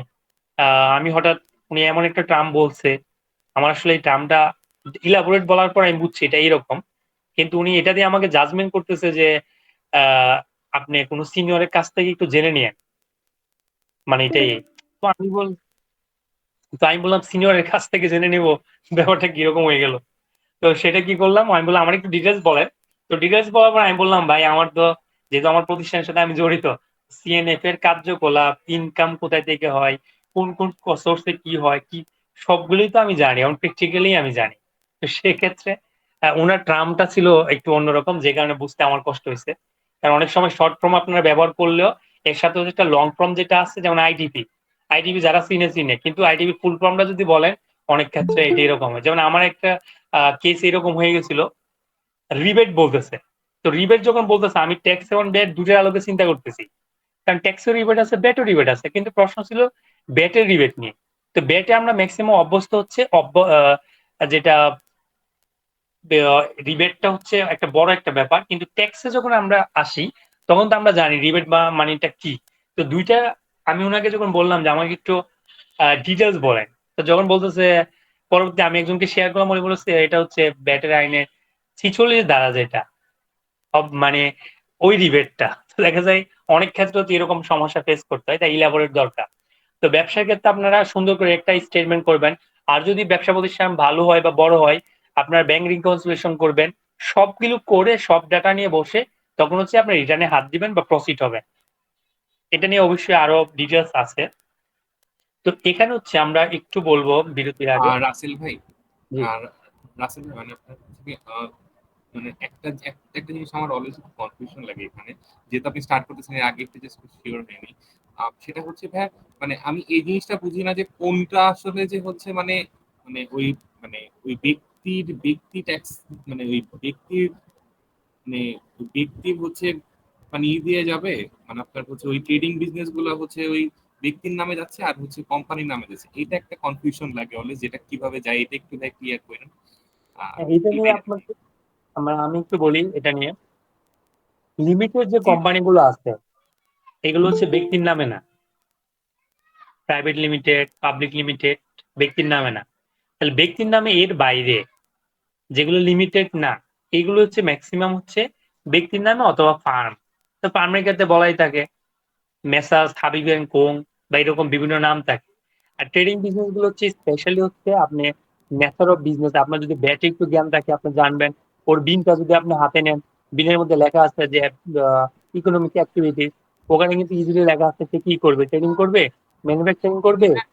হ্যাঁ মানে এটা সমস্যা হতো না, বাট ম্যাক্সিমাম জায়গায় সমস্যা হয় কি, মানে মনে করেন আবার মাঝে মাঝে দেখা যায় ট্রেডিং বিজনেস কিন্তু টিম টিম খুলে বসে আছে, সে ঠিকই আবার থাকবে, হচ্ছে আচ্ছা মানে টিম মানে থাকবে। সে আবার কিন্তু আবার তখন ওই বিজনেসের নামে ট্যাক্স ট্যাক্স দিচ্ছে। হ্যাঁ দিতে পারে, সমস্যা নাই, যেভাবে যে ট্যাক্স আচ্ছা দিচ্ছে। আচ্ছা আচ্ছা। কারণ আপনি একটা ট্রেডিং ব্যবসা নিতে গেলে তো আপনার লাইসেন্স, ট্রেড লাইসেন্স, টিম থাকবে, এটা অসুবিধা কিছু নাই। কারণ আপনার, জি ও জি যদি ওর বিজনেসের নামে নেয় নিক, পার্সোনাল নামে নিক, কারণ আলটিমেট তো এক জায়গায় দেখাইতেই হবে। জি জি বুঝতে পেরেছি। আচ্ছা ঠিক আছে। হুম। তাহলে এখানে হচ্ছে আমরা, যে প্রথম যদি আমরা এখানে একটু চিন্তা করি, সেক্ষেত্রে হচ্ছে ব্যবসায়ের, এটাতে হচ্ছে আজকে মানে ব্যবসায় সেকশনটা যে ম্যাথ গুলো আছে শেষ করতে পারলে মোটামুটি আপনারা বুঝবেন কিভাবে করতে হয়। তো এখানে হচ্ছে ব্যবসার আয়গুলো হচ্ছে কিরকম করে বের করে। এই যে যারা বলছিল নতুন, তাদেরকে আমি বলবো ব্যবসায়ের আয় কিভাবে বের করতে, আপনারা কোথায় চলে যাবেন, ধারা 45 থেকে শুরু করে 56 এবং তৃতীয় তফসিল। এখন যদি আমি একটু বলে দেই, যারা 45 থেকে 56 হচ্ছে বিজনেস ইনকাম কিভাবে ক্যালকুলেশন করে। আর সেখানে সবচেয়ে কমপ্লেক্স সেকশন হচ্ছে 55। এখানে আছে যে খরচগুলো আপনার কখন ডিসঅ্যালাউ হবে, সেটা অবশ্যই কর্পোরেট ট্যাক্স পার্টে আলোচনা হবে। মানে 55 সেকশন, ওটা খরচটা কখন ডিসঅ্যালাউ হয় এটা হচ্ছে আপনার জানতে হবে। আর এক মালিকার ক্ষেত্রে এরকম ইস্যু নাই তেমন। তারপর আপনি এই যে 56 সেকশনে কি বলছে, বিশেষ ব্যবসায়ের আয়, যেটা হচ্ছে রেগুলার ট্যাক্স দিতে হবে। অর্থাৎ আপনার যদি ধারা 55 অনুসারে কোনো খরচ ডিজেলাও হয়ে যায়, কেন ডিজেলা হইতে পারে, মনে করেন আপনার স্যালারি থেকে অবশ্যই ব্যাংকে স্যালারি দেওয়ার কথা ছিল, টিডিএস কাটার কথা ছিল, আপনি ব্যাংকেও দেন নাই, টিডিএসও কাটেন নাই, এই খরচটা আপনি অ্যাডমিসেবল না, মানে সেটা ডিসঅ্যালয়ের খরচ। এখন কি হবে, ডিসঅ্যালয় যখন হয়ে গেছে খরচ, এটা চলে যাবে 56 সেকশনে, এটা বিশেষ ব্যবসায়ের আয়। তো বিশেষ ব্যবসার আয় যখন হয়ে যাচ্ছে, তখনই আপনাকে রেগুলার রেটে হচ্ছে ট্যাক্স দিতে হবে, 27.5% ট্যাক্সে চলে যাবে। আপনার কোম্পানি যদি রিডিউস রেটেও থাকে, তখন এটা রেগুলার রেটে চলে যাচ্ছে। তাই হচ্ছে সবসময় যারা কোম্পানি কমপ্লায়েন্স মেনটেন করে, এই খরচগুলাকে ওরা তাদের স্বার্থে কখনোই আপনাকে কি করবে না, টিডিএস না কেটে, কমপ্লায়েন্স না কেটে আপনাকে দিবে না। তো আপনি যখন এই জিনিসগুলা দেখবেন 55-এ আপনি সেকশনগুলো পড়ানো শেষে আপনারা অবশ্যই বইয়ে যাবেন। এই কারণে আমি আসলে ম্যানুয়ালটাকে নিয়ে রাখতে বলছিলাম সবাইকে। ওখানে গিয়ে হচ্ছে আপনারা দেখে আসবেন যে এরকম একটা ব্যাপার। তো এখানে যদি আমরা আরেকটা আছে তৃতীয় তফসিল, তৃতীয় তফসিল আছে হচ্ছে অপচয়গুলো কিরকম করে দেখাইতে হবে, কোন অ্যাসেটে কত পার্সেন্ট অপচয়, সেটা হচ্ছে সব সময় হচ্ছে এনবিএল এর যে অপচয়টা এলাও করে আমাদেরকে, এটা আর হচ্ছে অ্যাকাউন্টসে যে এলাও করে ডেপ্রিসিয়েশন, এই দুইটার মধ্যে পার্থক্য হয়, যে পার্থক্যটাই গিয়ে হচ্ছে ডেফার ট্যাক্সের মধ্যে গিয়ে পড়ে। তো এটা নিয়ে ডেফার ট্যাক্স নিয়ে আমি আমাকে একজন রিকোয়েস্ট করছিল একটা ক্লাস রাখতে, আমি অ্যাড করছি, ইনশাল্লাহ ওখানে বলা হবে ডেফার ট্যাক্সের কিভাবে আসতেছে বা এর প্রয়োগগুলো কি। তাহলে আজকে এখানে যেটা আমরা যখন আমি কোথায় কোথায় আপনি যাবেন এটা আমি আইডিয়া দিয়ে দিছি। তারপর এখানে হচ্ছে আয় বর্ষে মানে ব্যবসায়ের যতগুলো আয় হয়, এটা একটা গ নাম্বারটা মানে শুরুগুলো আপনি পারবেন। গ নাম্বার বলছে মুদ্রার বিনিময় হতে নগদায়িত লাভ বা রিয়ালাইজ গেইন যদি মূলধনী পরিসম্পদ অর্জন সংশ্লিষ্ট নেই, এটা কিন্তু ব্যবসায়ের আয়।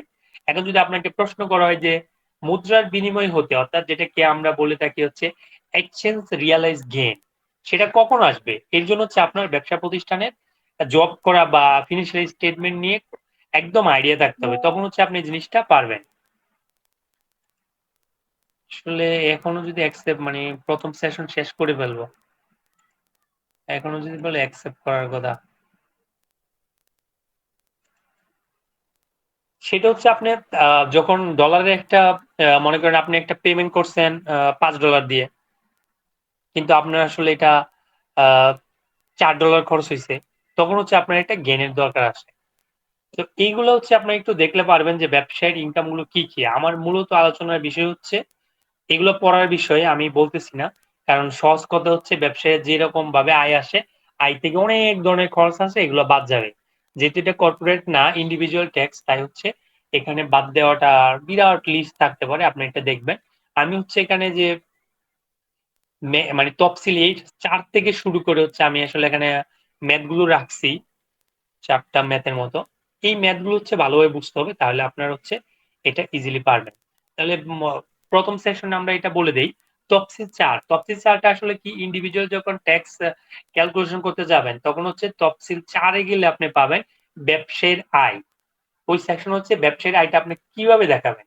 এখন আমি আসি কেন আমি বলছি যে আপনি স্পেসিফিক কোনো পার্সেন্টেজ কেন ব্যবহার করবেন গ্রস প্রফিটে, কোনোভাবেই করবেন না।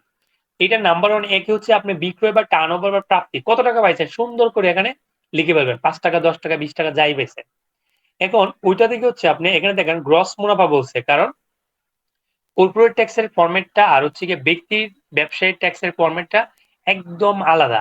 এখানে এত ডিটেলস চাই না, কিন্তু আপনার বাঁচার জন্য যখন ট্যাক্স অফিস আপনাকে ডাকবে, অ্যাসেসমেন্ট করবে, আপনাকে সবকিছু কর্পোরেটের মতো সুন্দর করে করে রাখতে হবে, যাতে আপনি শুধু গিয়ে শুধু প্রেজেন্ট করেন।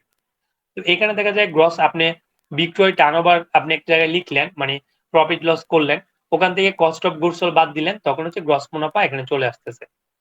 তো গ্রস মুনাফা যখন এখানে চলে আসছে, তারপর আপনি কি করবেন, সাধারণ প্রশাসনিক বিক্রয়জনিত বা অন্যান্য ব্যয় এইগুলো হচ্ছে এখানে ইনক্লুড করবেন। তারপর হচ্ছে কুরিন ব্যয়, কুরিন ব্যয়ের ক্ষেত্রে অবশ্যই সাবধানতা অবলম্বন করতে হবে, কারণ আপনি এটা দ্বারা যখন 55-এ যাবেন, ওখানে কুরিন কখন আপনি এলায়েবল হবে কখন হবে না, অনেক কিছুই আছে। তো কুরিনের ক্ষেত্রে যখন আপনি একদমই টাকা পয়সা পাচ্ছেন না, 2-3 বছর 4 বছর হয়ে যাচ্ছে, তখন যদি বড় অ্যামাউন্ট হয় এটা আপনি নিয়ে আসবেন এবং এটার সলিড ব্যাখ্যা আপনার কাছে রাখবেন, কারণ এটার জন্য আপনাকে ধরতে পারে বা জিজ্ঞেস করতে পারে। তো এখন আমরা যখন নিট মুনাফা পেলাম কিভাবে, 2 থেকে শুরু করে 3 এবং 4 সুন্দর করে বিয়োগ করে দিচ্ছে, আপনি নেট মুনাফা পেয়ে গেলেন। তাহলে এই ফরম্যাটে কি কোনোভাবে কি আমাকে বলছে যে এত পার্সেন্টেজ ধরতে হবে? তাহলে আমি আপনি কিভাবে বলবেন যে এত পার্সেন্ট ধরে গ্রস প্রফিট বের করো, মুনাফা বের করো, তারপর নেট প্রফিট এত পার্সেন্ট ধরে ফেলো? তো যখন আপনার ভালো কথা আপনি ধরলেন, কাজ সারলেন, এখন আপনি তখন মিলাবেন কিভাবে? আপনি যখন সেলস দেওয়া হলো 10 লাখ টাকা, আপনি বললেন যে এটা গ্রস মুনাফা এত টাকা, এত পার্সেন্ট এত টাকা বসায় ফেললাম। তো সেক্ষেত্রে যখন আপনার যখন পুরো জিনিসটাই করতে যাবেন, তখন প্রশাসনিক খরচ, বিক্রয়, ব্যাংক ইন্টারেস্ট সব নিয়ে এসে দেখলেন আপনি কোনোভাবে গ্রস মুনাফা মিলাইতে পারতেছেন না, বেশি কম। তো তখন আপনার ক্লায়েন্ট প্রবলেম মানে হচ্ছে আপনার রেপুটেশন শেষ। রেপুটেশন শেষ মানে কেরিয়ার নিয়ে টানাটানি করবে। কারণ অনেক মানুষ আমি দেখছি জানে, কিন্তু ওরা এই পেশায় আসতে চায় না, কারণ খুবই রিস্কি। সুনাম যেমন গুরুত্বপূর্ণ এখানে, সুনাম চলে যাওয়াটা অনেক গুরুত্বপূর্ণ। তাই কাজ করলে ক্লায়েন্ট চলে যাক শুরুতে, কিন্তু আপনি কাজটা সলিড করবেন, যাতে হওয়ার পর আপনাকে এসে, এমন অনেক দেখছি আমার কাছে রিটার্ন আসছে আগের জনকে খুব বকাঝকা করতেছে। এটা তো হওয়ার কথা না। মানে কাজটা বুঝে শুনে ঠিকভাবে করলে বকাঝকা করতে হবে কেন? তাই ওই রকমের জিনিস আপনি মাথায় রাখবেন, পারফেক্ট ওয়েতে যতটুকু পারেন শিখবেন। তো তারপর হচ্ছে দ্বিতীয় যে অংশ, এটা হচ্ছে স্থিতিপথের সারসংক্ষেপ, যেটা আমরা ব্যবসার ক্ষেত্রে আমরা ওখানে কি বলছিলাম যে স্টেটমেন্ট অফ ফিনান্সিয়াল পজিশন, আগের নাম ছিল ব্যালেন্স শিট, ওইটা এখানে ছোট্ট করে দিয়ে দিছে। একটু আমি বলি, আমার কাছে এটা যখন আমি আজকে দেখতেছিলাম খুব মজা পাইছি, কারণ এখানে এক মালিকানা তো দুদপা দাইলা পদ্ধতি মানতেছে না, সেরকম একটা ব্যবহার হয়েছে এখানে। তো এখানে বলছে নগদ ব্যাংক স্থিতি, আপনি সুন্দর করে আপনার হাতে কত নগদ আছে, ব্যাংক কত নগদ আছে বসাই ফেললেন। তারপরে মজুদ পণ্য কত আছে বসাই ফেললেন। স্থায়ী সম্পদ, দোকানের কিছু জিনিসপত্র থাকলে, যে আসবাবপত্র সুন্দর করে বসাই ফেললেন। তারপর অন্যান্য সম্পদ থাকলে বসায় সবগুলোকে যোগ করে ফেললেন। যোগ করার পর হচ্ছে এখানে পরিসম্পদ সুন্দর করে পেয়ে গেলেন, মানে গ্রস অ্যাসেটটা পেয়ে গেলেন। এখন এইটার কারণ আমরা IT10 বিতেও আছে কি সোর্স অফ ফান্ডের সাথে এই সোর্স অফ ফান্ড কোথায় আছে এটা দেখাইতে হয়। তো এখানে যে আমরা মোট সম্পদ পাইছি, পরবর্তীতে আমাদের এটা চেক করতে হবে এইভাবে যে পারমাণবিক মূলধন কত, নিট লাভ হয়েছে কত, কারণ পারমাণবিক মূলধনের সাথে নিট লাভটা যোগ হবে, তারপর এটা থেকে উত্তোলন বাদ যাবে। বাদ দেওয়ার পর আমরা সমাপনী মূলধন পাবো। সমাপনী মূলধন প্লাস হচ্ছে দায়। তাহলে আমরা যখন পড়ছি যে এ সমান এল প্লাস ও ই, সম্পদ সমান দায় যোগ মালিকানা সত্ত্ব, এটা যদিও একটা ছোট ফরম্যাট, এখানে অবশ্যই আমরা এই জিনিসটা দেখতে পাচ্ছি যে আসলে এ সমান এল প্লাস ও ইটা আসলে হয়েছে। আপনি একটু, আমার কাছে ভালো লাগছে কারণ একটা ছোট্ট জায়গায় যেমন প্রারম্ভিক মূলধন এর সাথে নিট মুনাফা যোগ করলাম, যত উত্তোলন করছি বাদ দিলাম, সমাপনী মূলধন পাইলাম, তার সাথে হচ্ছে আমি দায়গুলো যোগ করলাম, তাহলে পরিসম্পদ ও দায় মিলে কি হয়েছে, এখানে মোট পরিসম্পদ মিলে গেছে। তাহলে আপনার দেখা যায় স্থিতিপত্র সুন্দর করে করে ফেলেন। ম্যাথ গুলো দেখাবো প্র্যাকটিক্যালি, মানে খুব ইফেক্টিভ কয়েকটা ম্যাথ আছে যেটা আমরা আইকোর নির্দেশিকাতে পেয়েছি, যেটা খুব কাজের এক মালিকানার জন্য। সেই হিসাবে হচ্ছে আমি সিলেকশন করছি ম্যাথ গুলো ওখান থেকে। যে প্রথমত যদি আমরা উদাহরণ যদি 11 দেখি, সেখানে যদি আপনারা একটু কষ্ট করে পড়েন একবার সময় নিয়ে, তাহলে বুঝাইতে সহজ হবে। যদি স্ক্রিনটা ভালোভাবে দেখা যায় একটু দেখতে পারেন। হচ্ছে আমরা স্টেশনারি দোকান, মানে এটা আমরা স্টেশনারি বেচা কিনা করে উনি, এই ব্যবসাটা হচ্ছে স্টেশনারি দোকান দিছে। সেখানে দেখা যায় 1 বছরের জন্য তার হচ্ছে মোট বিক্রয়ের পরিমাণ হচ্ছে 30 লাখ টাকা। বিক্রিত মালামালের ক্রয় মূল্য আছে 24 লাখ টাকা। কর্মচারী বেতন দিছে, ইলেকট্রিক বিল দিছে, দোকান ভাড়া দিছে, ট্রেড লাইসেন্স দিছে, এরকম আরো অনেকগুলা খরচ করছে। এখানে একটা গুরুত্বপূর্ণ যেটা হচ্ছে আয় বর্ষের শুরুতে তিনি ফার্নিচার ক্রয় বাবদ ব্যয় করেছেন হচ্ছে 40,000 টাকা। এখন আমরা এই তথ্যের আলোকে যদি আমরা তার নিট লাভটা কত, কারণ আমাদের তো হচ্ছে ব্যবসা হতে নিট লাভটাই বের করতে হবে। আর যেহেতু এক মালিকান ব্যবসার আয়তন ছোট হয়, আর সেটা স্টেশনারি হইতে পারে, অথবা মুদির দোকান হইতে পারে, অথবা কাপড়ের দোকান হইতে পারে, এরকম হচ্ছে ব্যবসাগুলো সাধারণত হয়ে থাকে এক মালিকানা ব্যবসায়।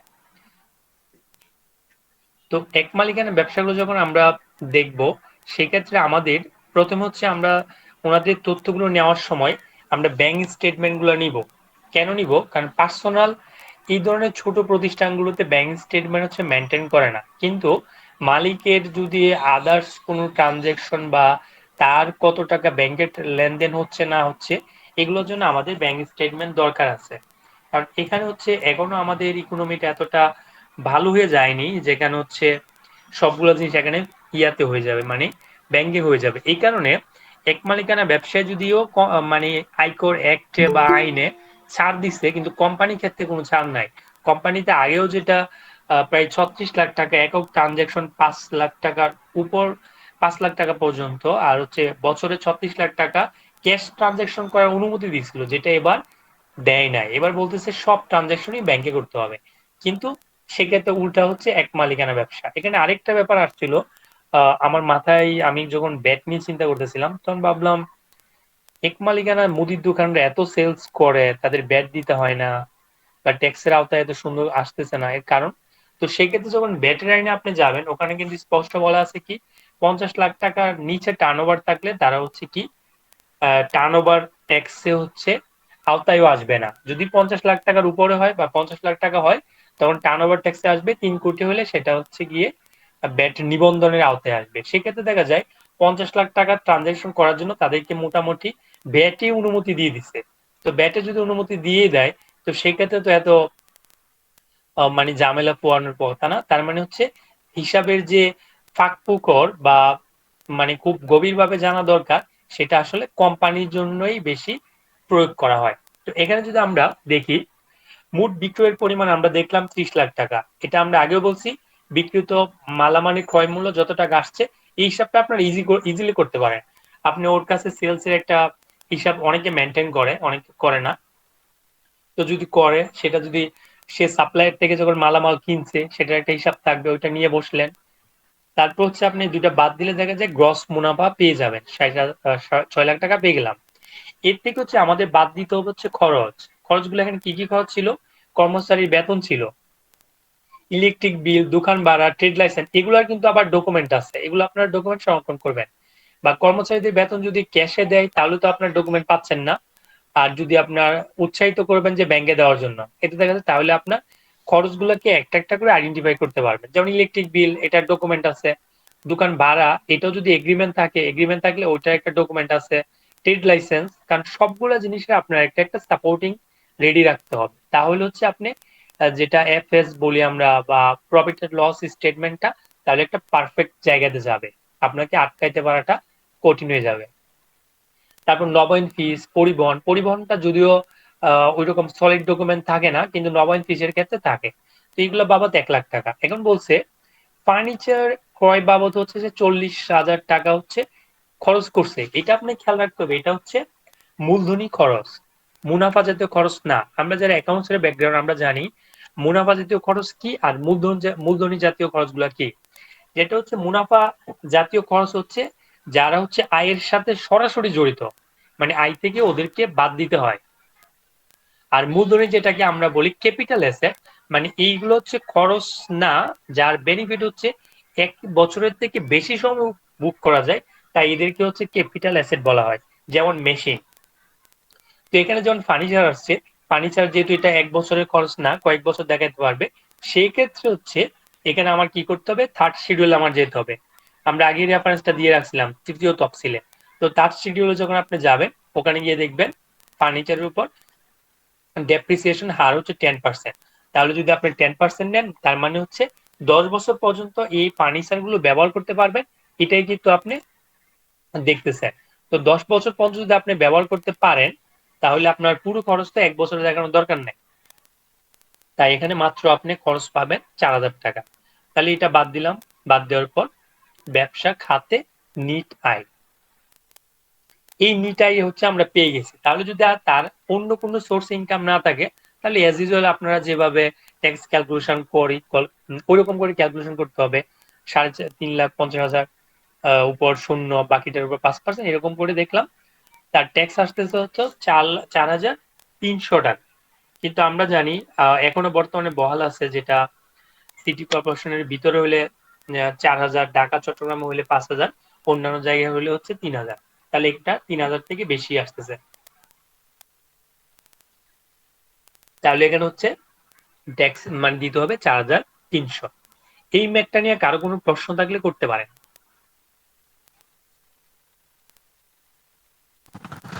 স্যার এই ম্যাটটা নিয়ে নাই আরেকটা মানে স্যার যদি সাধারণত যারা সাপ্লায়ার স্যার তারাও কি স্যার এই ধরনের মানে মানে এই ধরনের ক্যালকুলেশন করবে মানে করবে স্যার, যেমন যোগানদার স্যার?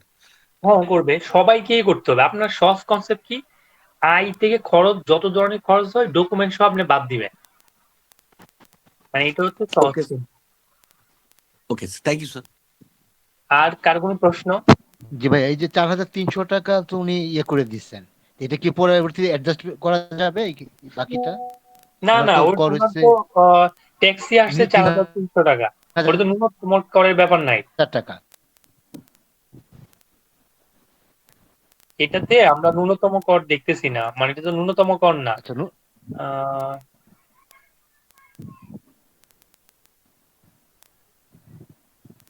বাবারে, ক্লাস তো অবশ্যই আপলোড করতে বন্ধ করতে হবে, সমস্যা নেই, এরকম প্রশ্ন গ্রুপে করতে হয়।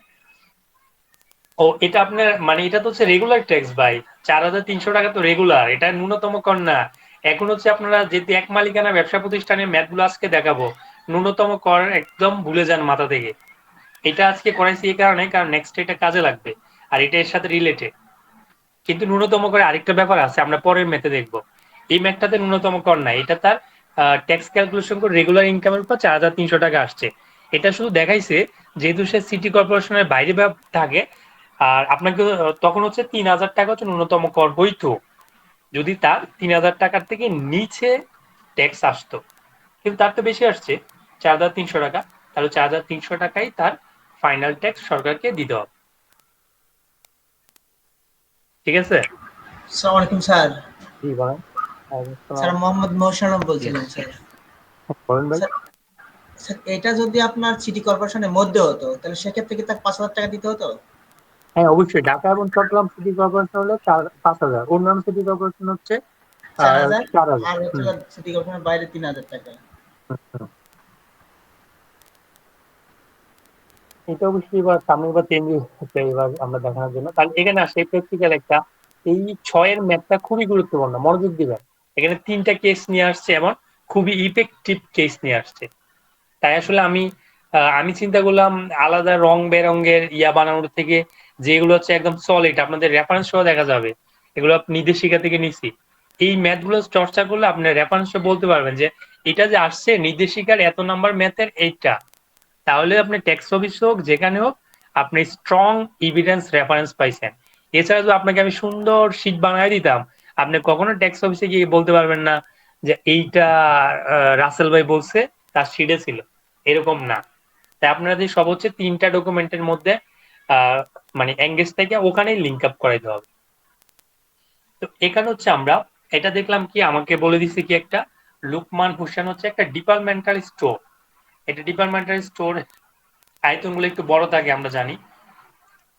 তো ডিপার্টমেন্টাল স্টোরের এখানে দেখা যায় সে সেলস করছে কত, 1,12,00,00,000। যাই হোক 12 কোটি টাকা ধরলাম আমরা সেলস করছে। গ্রস মুনাফা আমাদের দেখাইছে, মানে কস্ট অফ গুডস সোল্ড দেখাই নাই, কারণ এটাতে অন্য কিছু দেখাইতে চাচ্ছে। তাই এখানে বের করে দেখাইছে গ্রস মুনাফা কত দেখাইছে, লাভ ক্ষতি হিসাবে বিভিন্ন খাতে খরচ এটাও দেখাইছে। তাহলে তার নিট মুনাফা হয়েছে মাত্র 8,50,000। ভাইয়া, এই ম্যাথটা কোন ইয়ারটা ফলো করছেন? বুঝি নাই, কোন বইটা ফলো করছেন? এটা হচ্ছে আয়কর এই নির্দেশিকা। ম্যাথটা এই ম্যাথটা কোন বই ফলো করছেন? এই ম্যাথটা হচ্ছে আয়কর পেজ নির্দেশিকা। নাম্বারটা কত? এই পেজ নাম্বার নিচে আছে পেজ 83 নাম্বারটা নাম্বার। কত কাইন্ডলি? 83 নাম্বার।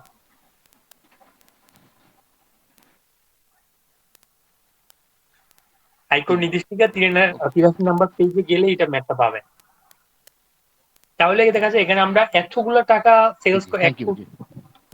প্রায় এতগুলো সেলস করার পরও আমরা এখানে দেখলাম মাত্র 8,50,000 টাকা সে প্রফিট করতে পারছে। এখন বলছে এই বছর তিনি 30,000 টাকা অগ্রিম আয়কর পরিশোধ করেছেন এবং 1,20,000 টাকা নতুন সঞ্চয়পত্র ক্রয় করেছেন। খুবই খেয়াল করবেন, মানে ম্যাথের মূল জায়গাটা হচ্ছে এখানে। আগেটা তো আমরা দেখলাম বিক্রয় থেকে নিট মুনাফা করে দিয়ে দিচ্ছে, আমাদের এখানে ভাবার ব্যাপার না, ব্যাপারটা হচ্ছে এই অংশে। এখানে আমাকে বলছে অগ্রিম করে 30,000 টাকা দিয়ে দিচ্ছে, ভালো। তারপর আমাকে বলছে সঞ্চয়পত্র ক্রয় করছে 1,20,000, সেটাও ভালো। এখন এখানে একটা কেস দিতে হচ্ছে এই ব্যবসায়ী যেটা লুকমান সাহেব, তার হচ্ছে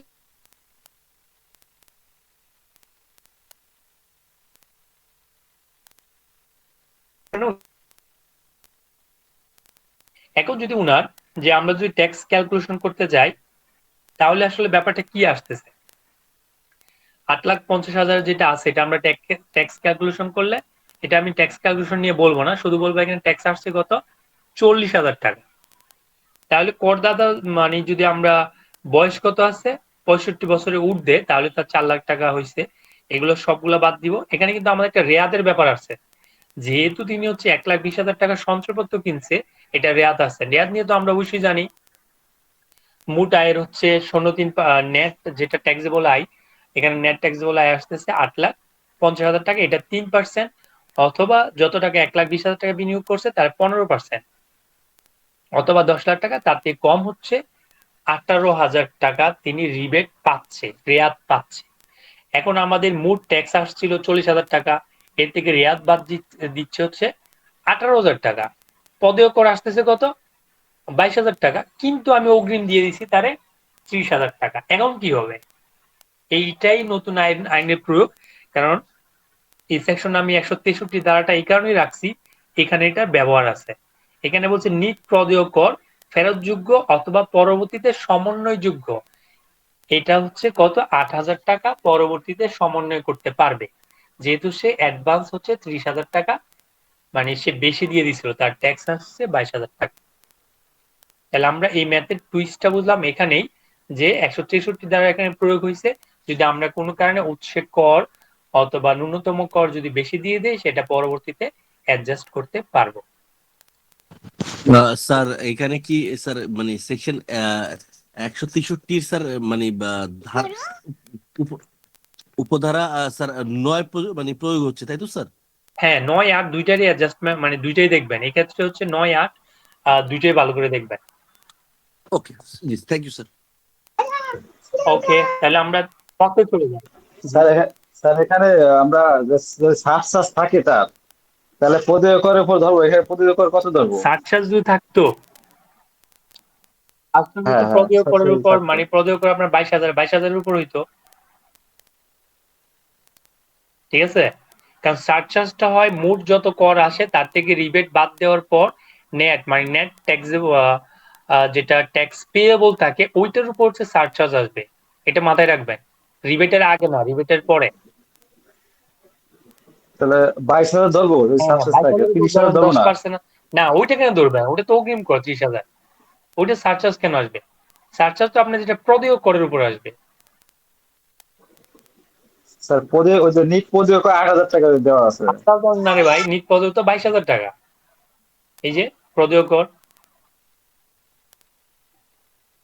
8,000 তো হচ্ছে ফেরতযোগ্য হবে, এটা জাস্ট আমাদের দেখাচ্ছে ফেরতযোগ্য বা পরবর্তীতে সমন্বয়যোগ্য 8,000, কিন্তু আমাকে প্রথমেই তো এখানেই প্রদেয় করের উপর সারচার্জ অ্যাড করে তখন মোট কর হবে, তার থেকে গিয়ে অগ্রিম কর বাদ যাবে, তখন তো এই সিচুয়েশনে 8,000 থাকবে না, এটা কমে যেতে পারে বা বেশি হইতে পারে, ঠিক আছে?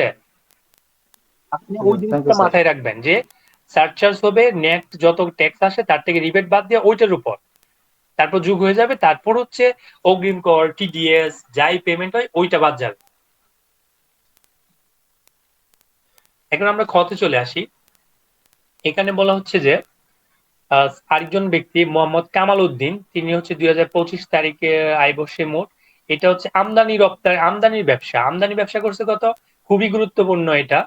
আমদানি ব্যবসা করছে সে 20 লাখ টাকার হচ্ছে পণ্য আমদানি করছে, আমদানি পর্যায়ে সে 5% হচ্ছে এআইটি দিয়ে দিছে। এআইটি কত দিছে, 1 লাখ টাকা উৎসে কর প্রদান করে তিনি মালামাল আমদানি করছেন। তাদেরকে আমরা কোন ব্যবসায়ী বলি, মার্চেন্ডাইজার বলতে পারি, অথবা ম্যানুফ্যাকচারার যদি হইতো, কিন্তু এখানে ম্যানুফ্যাকচারার না, এখানে বলে দিছে হচ্ছে উনি হচ্ছে একটা আমদানিকারক, মানে হচ্ছে ট্রেডার। তো এখানে উনি 5% হিসাবে হচ্ছে 1 লাখ টাকা হচ্ছে উৎসে কর দিয়ে দিচ্ছে। করদাতা উক্ত ব্যবসা খাতে আয়ের পরিমাণ, এখানে তিনি দেখলো 5% এআইটি দিয়ে মালামাল আনলো, এই মালামাল বিক্রি করলো, বিক্রি করে দেখলো এখানে 6 লাখ টাকা হচ্ছে সে লাভ করছে। এছাড়া উক্ত আয় বর্ষে করদাতা গৃহ সম্পত্তি হতে আয় ছিল 4 লাখ টাকা, এটা আরেকটা হেডিং, আয় করছে।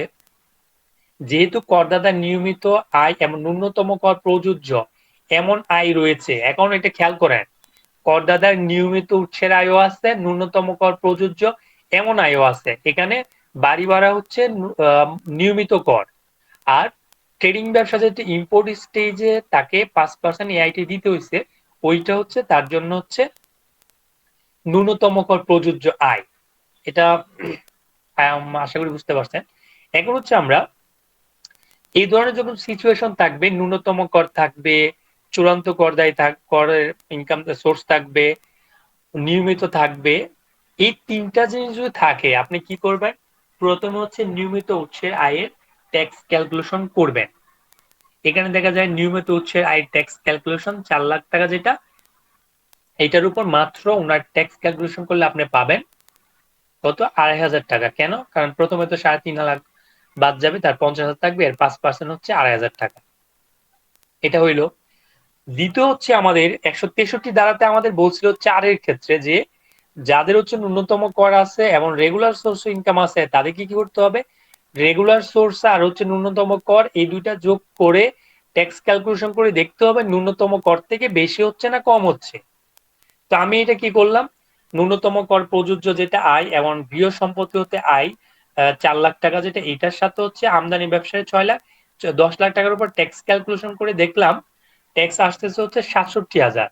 এই 67,000 থেকে আমার নিয়মিত উৎসে আয়ের সেটা কর আসছে 2,500, এটা বাদ দিলাম, দেখলাম আমার আসলে আমদানি ব্যবসায় আয় মানে ওখানে হচ্ছে ট্যাক্স আসতেছে 65,000।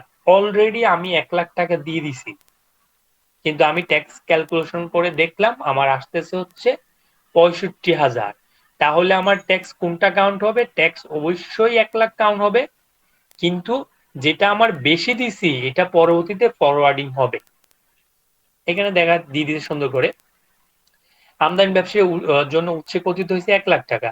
ধারা 163 অনুযায়ী আমদানি ব্যবসায়ীর জন্য ন্যূনতম কর হবে 1 লাখ টাকা। কর কিন্তু যেটা দিয়ে দিছে এটা কাউন্ট হবে।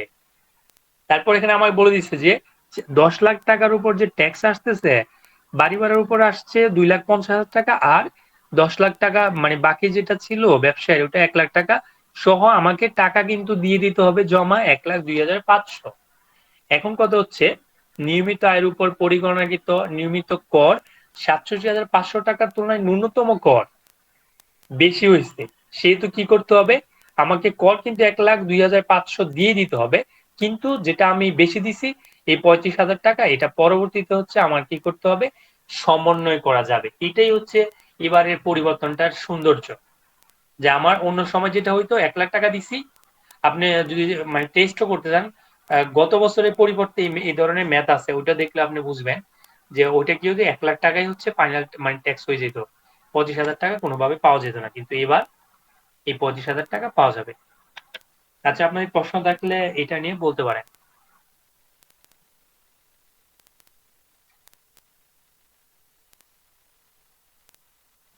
তার কোনো এইখানে প্রশ্ন? যে ইস্যুটা হচ্ছে, হ্যাঁ একটু, এইখানে যে ইস্যুটা হচ্ছে দেখা যাচ্ছে নর্মাল প্র্যাকটিসে ন্যূনতম কর যেটা টিডিএস এইটাই বেশি হয় বিজনেস প্রফিট থেকে বা রেগুলার ইসের থেকে, করের থেকে। আমার পরবর্তী বছরে যদি এই সেম সিচুয়েশনটা হয় যে তাহলে তো আমার এই ব্যালেন্সটা বিল্ড আপ হতে থাকবে, ক্যারি হ্যাঁ, ফরওয়ার্ড হতে থাকবে, এইরকমই তো অবশ্যই। ইস্যুটা। এটা তো ভাই আইনের একটা ট্রিকি খেল খেলছে। এটা বলছে যে আপনাকে আমি দিলাম, আপনি ব্যালেন্সটাকে সুন্দর করে ফরওয়ার্ড করতে পারবেন, আপনি লাভ দেখান প্রতিষ্ঠানে, লাভ দেখে আপনি এটা নিয়ে নেন। আপনি লাভ দেখালে আবার হঠাৎ করে লস দেখালে এটা কারণ দেখাইতে হবে। মানে এটার তো ব্যবসাটাকে ওরা চাচ্ছে ওইটা। আমার কাছে যেটা মনে হয়েছে যারা এই আইনটা প্রয়োগ করছে, চেঞ্জ করছে, ওদেরকে আমি আসলে খুব বুদ্ধিমান মনে বলতেছি, কারণ ও চাচ্ছে ব্যবসা লাভ দেখা। এক্স্যাক্টলি, অনেক ট্রিকি, কারণ এটা নেওয়াটা বা সমন্বয় করাটা এতটা ইজিও না। আপনি যদি নিতে চান, রেগুলার ইনকাম বানান, ব্যবসা লাভ করেন, লাভ না করলে এটা এমনি দেখতেছেন আপনি, কিন্তু এটা তো বলছে না যে রিফান্ড করা যাবে না। তো রিফান্ড না করতে গেলে তো আপনি দেখবেন ওরে বাবা রে আমার 1 কোটি টাকা জমে গেছে। তো ভালো, 1 কোটি জমাইছেন, ঠিক আছে, টাকা তো আপনি নিতে পারতেছেন না, সমন্বয় করতে পারতেছেন। এ- এইটাই ক্লেভার থিং অ্যাকচুয়ালি, ঠিক আছে, আসলে ওনারা মানে ভালো আস্তে ভালো আস্তে একটা কাজ করছে। এবার চেয়ারম্যান স্যারকে বাহবা দিতে, অনেক সুন্দর সুন্দর মানে জিনিসগুলো নিয়ে আসছে অনেক ক্ষেত্রে, মানে এটা আসলেই দরকার ছিল। বিজনেস তো অনেক সময় ওগুলো আসলে ফর্মালি বলা যায় না অনেক কথা, যাই হোক ওইদিকে যাব না। এখন আমরা হচ্ছে গতে চলে আসি। গতে বলছে শিপন শাহ হচ্ছে 30শে জুনে যে ওনার একটা দেখা যায় 24 লাখ টাকার পণ্য আমদানি করছে, আমদানি পর্যায়ে সেম 5% এআইটি কাটছে, 1,20,000 টাকা, 1,20,000 টাকা উৎসে কর হয়েছে, ভালো কথা। তারও দেখা যায় মানে ব্যবসাতে আয় হচ্ছে 10 লাখ টাকা, খুব ভালো। গৃহ সম্পত্তি হতে দেখা যায় 4,50,000 টাকা আয় আছে, সঞ্চয়পত্রের সুদও আছে। সঞ্চয়পত্রের সুদ কিন্তু আবার ন্যূনতম কর প্রযোজ্য, এটা কিন্তু রেগুলার ইনকাম না। আপনাকে মানে যখন আপনি পড়বেন তখনই ফাইন্ড আউট করে ফেলতে হবে কোনটা রেগুলার ইনকাম, কোনটা ন্যূনতম কর প্রযোজ্য ইনকাম, কোনটা চূড়ান্ত কর প্রযোজ্য ইনকাম। তাহলে দেখবেন আপনার কাছে হচ্ছে জিনিসগুলো খুব সহজ হয়ে যাবে। তো আমরা এটা ফাইন্ড আউট করে দেখলাম এই সঞ্চয়পত্রের মুনাফার উপর দেখা যায় 5% হিসেবে কেটে কত করলো এটাকে হচ্ছে 20,000 টাকা আয়কর কর্তন করে ফেললো। এখন দেখা যায় আমরা সেম আগের ম্যাটটার মতো তার যেটা 5,000 টাকা ট্যাক্স আসতেছে গৃহ সম্পত্তি, এটা রেগুলার। আর 2 নাম্বার হচ্ছে এখানে দুইটা জিনিস চলে আসছে, এক হচ্ছে নিয়মিত উৎসের আয়, তো আমার কাছে নিলাম 4,50,000 টাকা, ব্যবসায়ের আয় যেটা এটাও কিন্তু আমরা নিলাম। ও এখানে সঞ্চয়পত্রের যে সুদ এটা কিন্তু চূড়ান্ত কর দেয়, যেহেতু আমরা স্পেশালি আমি মাঝে মাঝে ভুলে যাই, মানে এটা গুলাই ফেলি এই কারণে, কারণ আমি সেভিং সার্টিফিকেট যতটা মনে রাখতে পারি, বাংলাটা সঞ্চয়পত্রের ক্ষেত্রে অবশ্যই এফডিআর এর সাথে ম্যাচ হয়ে যায় মাঝে মাঝে। তো এফডিআর তো চূড়ান্ত ফাইনাল ট্যাক্স না।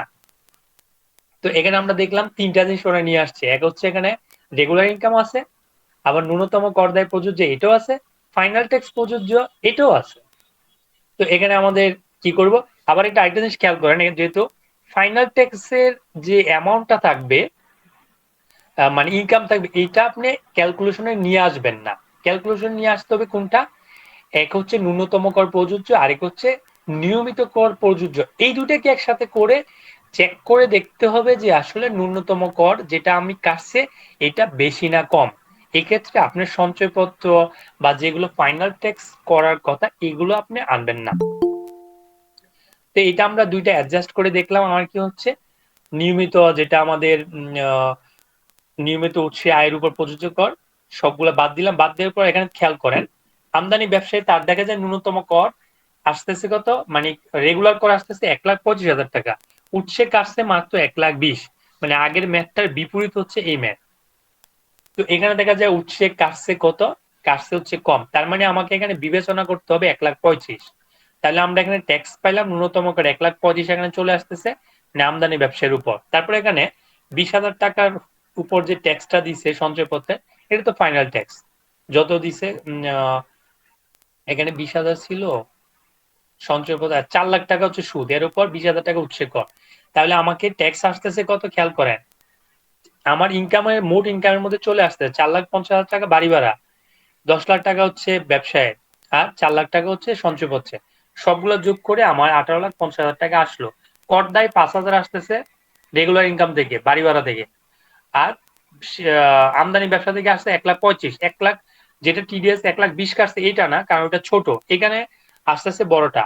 তারপর এখানে যেহেতু ফাইনাল ট্যাক্স ছিল 20,000 এটা আসলো, তাহলে আমাকে ট্যাক্স দিতে হচ্ছে 1,60,000 টাকা।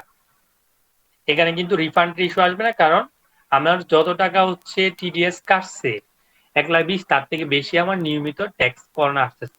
এই চিহ্নটা পরিবর্তন হয়ে যাবে তখন যখন হচ্ছে মানে রেগুলার ইনকামের পরিমাণ যত বাড়বে তত হচ্ছে ন্যূনতম করে যেটা কাটে এটার পরিমাণ কমে যাবে। এই হচ্ছে আজকের ক্লাস, মোটামুটি শেষ করলাম, এখন আপনাদের প্রশ্নের পালা। স্যার আরেকবার যদি এই ম্যাথটা মানে একটু যদি রিভিউ মানে সংক্ষেপে, খুব সংক্ষেপে কিছু কিছু জায়গায় একটু প্লিজ যদি ই করতেছেন আরেকবার একটু রিভিউ। এটা আমরা ভাগ করলাম তিনটা ক্যাটাগরি, এক হচ্ছে আমাকে এখানে নিয়মিত উৎসের আয়ও আছে, 2 হচ্ছে ন্যূনতম কর প্রযোজ্য যেমন আমদানি ব্যবসা এটাও আছে, 3 হচ্ছে চূড়ান্ত কর দায় আছে এইটাও আছে। তো আমার কি কাজ, প্রথমে ন্যূনতম কর মিনিমাম যেটা রেগুলার ইনকাম এর উপর ট্যাক্স ক্যালকুলেশন করে আমি পেয়ে গেলাম 5 লাখ টাকা। তারপর আমি দুইটা আয়কে একসাথে করলাম, বাড়ি ভাড়া আর হচ্ছে আমদানি, করে আমার 10 লাখ টাকা, এর উপর ট্যাক্স গণনা করলাম, করে দেখলাম আমার ট্যাক্স আসতে 1,40,000। এই 1,40,000 থেকে যেটা হচ্ছে নিয়মিত উৎসের আয় 5,000 এটা বাদ দিলেই তো আমার থাকবে ন্যূনতম উৎসের যে ইনকাম এর উপর আসলে রেগুলার ট্যাক্স কত আসতেছে।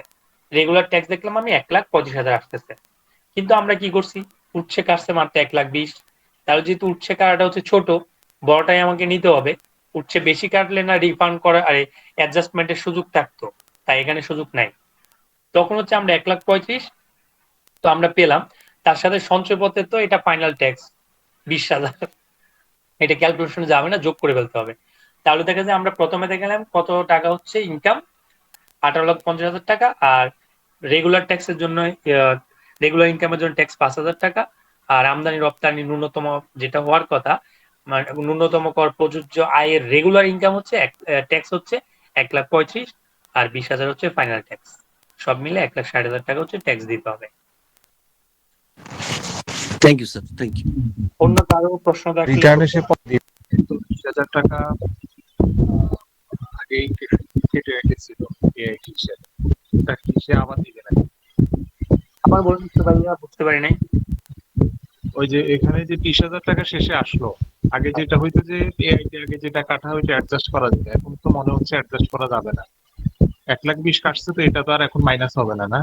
না, 20,000 এটা ফাইনাল ট্যাক্স, এটা কোনো অন্যান্য ট্যাক্সের সাথে সম্পর্ক নেই। 20,000 টাকা অবশ্যই দিতে হবে। এর বেশিও আসলে আর দিতে হবে না, কম আসলে দিতে হবে না, মানে এটাই দিতে হবে। তার মানে এই তিনটা যোগ করে এখন যা আসছে এটাই রিটার্নে দিতে হবে, এই তো? হ্যাঁ, কিন্তু আমাকে রিটার্ন দিতে হবে 1,60,000। কিন্তু 20,000 এখানে কেটে ফেলছে না ওই যে ইয়া থেকে, আপনার সঞ্চয়পত্র না ইয়া থেকে কেটে ফেলছে না হ্যাঁ, আগে? ওইটাও হচ্ছে, ওইটা আপনি বাদ দিবেন। আপনি এখানে হচ্ছে 1,20,000, তো আপনাদের 1,60,000 টাকা মোট ট্যাক্স আসছে, এটা থেকে 1,20,000 তো এখানে আসছে না, এটা তো বাদ দিয়ে দিবেন। 1,20,000 আগে দিয়ে দিচ্ছেন, এটা বাদ। এখানে তো 20,000 টাকা তো টিডিএস কেটে ফেলছে, এটাও বাদ। বাদ দেওয়ার পর বাকি যেটা থাকে এটা হচ্ছে আপনি এ চালানের মাধ্যমে 173 ধারা অনুসারে মানে সেটা আপনি জমা দিবেন। আচ্ছা ঠিক আছে, এখন তো বুঝতে পারছি, একটু ইয়ে করে ফেলছি। Thank you. আর কারো প্রশ্ন? কোর্স প্ল্যানে দেখলাম ক্লাস 9 থেকে 12 পর্যন্ত আমাদের যে tax calculation individual and business দুইটাই আছে। তো ওইখানে আশা করব আপনি এমন একটা উদাহরণ নিয়ে আসবেন, যদি আমি জানি আপনার প্ল্যানে আছে, তারপরে বলতেছি যে এমডি লেভেলে মানে অনেক জটিলতা থাকবে, এরকম একটা এক্সাম্পল ওইখানে চেষ্টা করবেন রাখার জন্য, এটা মানে রিকোয়েস্ট। হ্যাঁ, এটা নিয়ে আমি ফর্মালি বলতেছি না, আমি এরকম একটা জিনিস রাখছি অলরেডি, আমি এটা রাখছি যেহেতু ভিডিও রেকর্ড থাকবে, আমি কিছু বললাম না। আর তারপর অন্য কোনো প্রশ্ন? Thank you. প্রিপারেশন নিয়ে কোনো কোর্স করার প্ল্যান আছে আপনার? Paper tax, income statement, balance sheet, এগুলা স্কেপ করে আনা, কোনো প্রাইভেট লিমিটেড কোম্পানি যেভাবে হয়ে থাকে আর কি, প্রফেশনাল ক্যাশ ফ্লো। হ্যাঁ, আমি রাখছি মোটামুটি আমাদের প্ল্যানে, মানে এই কোর্স রিলেটেড এরকম কিছু আছে যেগুলো হচ্ছে যেমন অডিট রিপোর্ট নিয়েও দেখানো যতটুকু আছে, মানে যতটুকু। বাজেটিং মানে একটা সিএফও লেভেলে যেগুলা লাগে আর কি।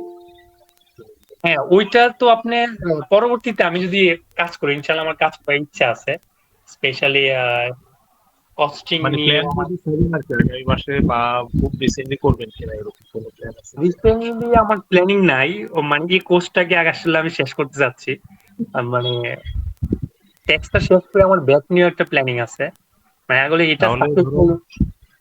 একটা সুন্দর প্যাকেজ হয়ে যায় আর কি, এখান থেকে স্টেটমেন্টও তৈরি করা হয়ে যায়, কিন্তু প্যাড ট্যাক্সও কমপ্লেক্স হয়ে গেছে। ওইটা আমার মাথায় আছে যে অ্যাকাউন্টস থেকে শুরু করে ব্যাড ট্যাক্স অ্যাডজাস্ট করে হচ্ছে করা, মানে সিএফও লেভেল আপনি বলছেন স্পেশালি, আমি চিন্তা ভাবনা আছে।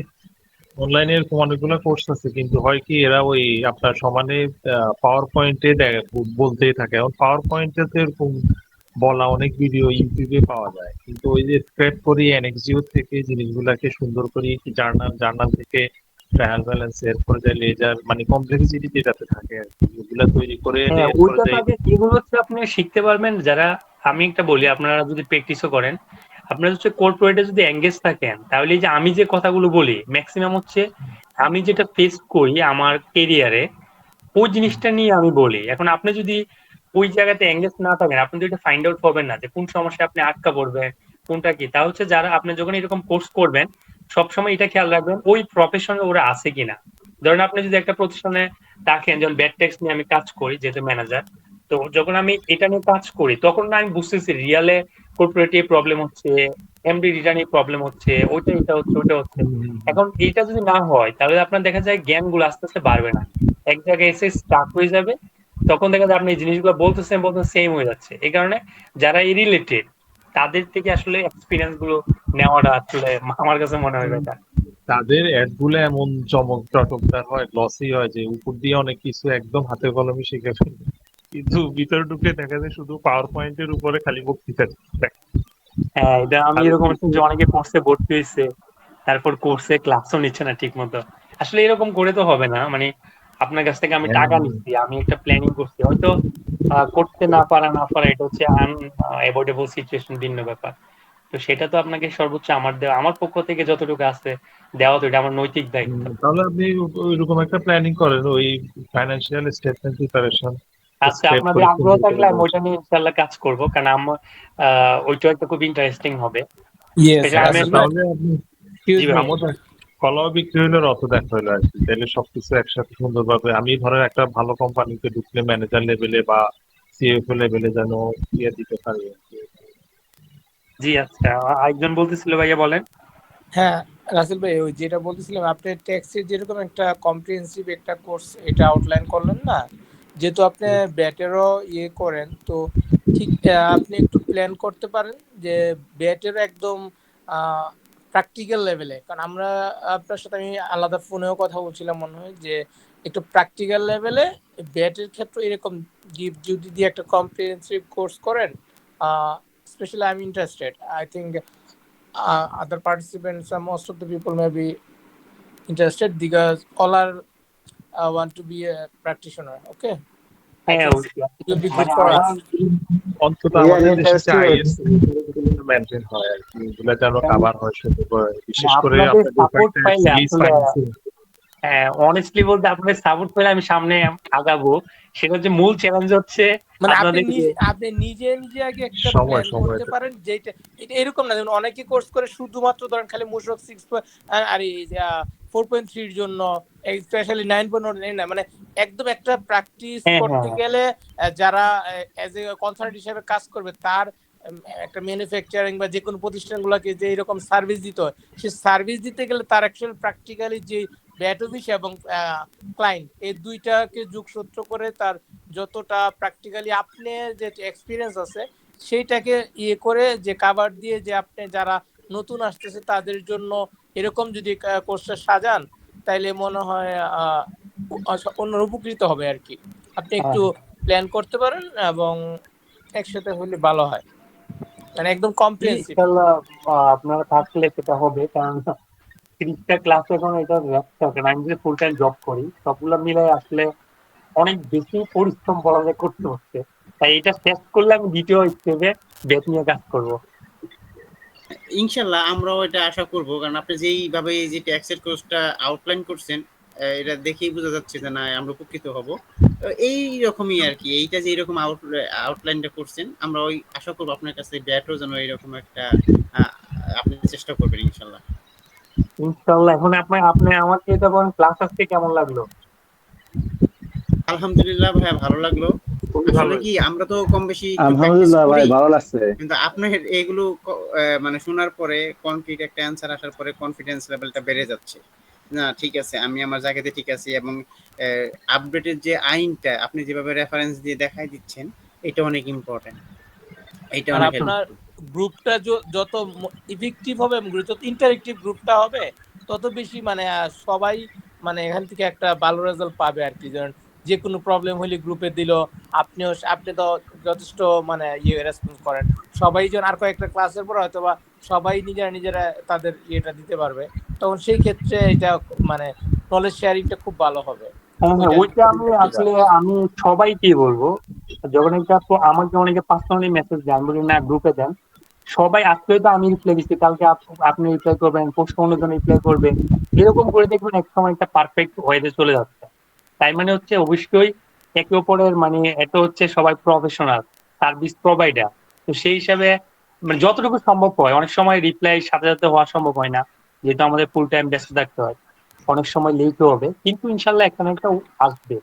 কারণ কি নলেজ আসলে অনেকে হয়তো বা কৃপণতা চিন্তা করে, কিন্তু নলেজ আসলে আপনি যদি শেয়ার করেন, এটা আপনার জন্য লাভ হবে না। আমি আপনি বলতে সবার ক্ষেত্রে বলতেছি আর কি, তখন সেই জিনিসটা আসলে আপনার লস হবে না যদি কারো, কারণ এক একজনের কাছে একটা ছোট্ট জিনিস জানা থাকতে পারে যেটা আসলে অন্যদের কাছে জানা নাই, যারা প্র্যাকটিক্যালি এক একজনে ফেস করছে, সেই ক্ষেত্রে অন্যদের হয়তো সেটা জানলে সুবিধা হয় আর কি। আরেকটা তাই মানে জিনিস সবাই নোটিশ করেছি আমি আপনার গ্রুপে, আপনার রেসপন্সটা অনেক অনেক ভালো ভাইয়া। আপনি অনেক কুইক রেসপন্স করেন, মানে আপনার ইন্টারেক্টিভটা অনেক ফাস্ট। আমরাও তো একটু কম করি, লেজি থাকি অনেক সময়।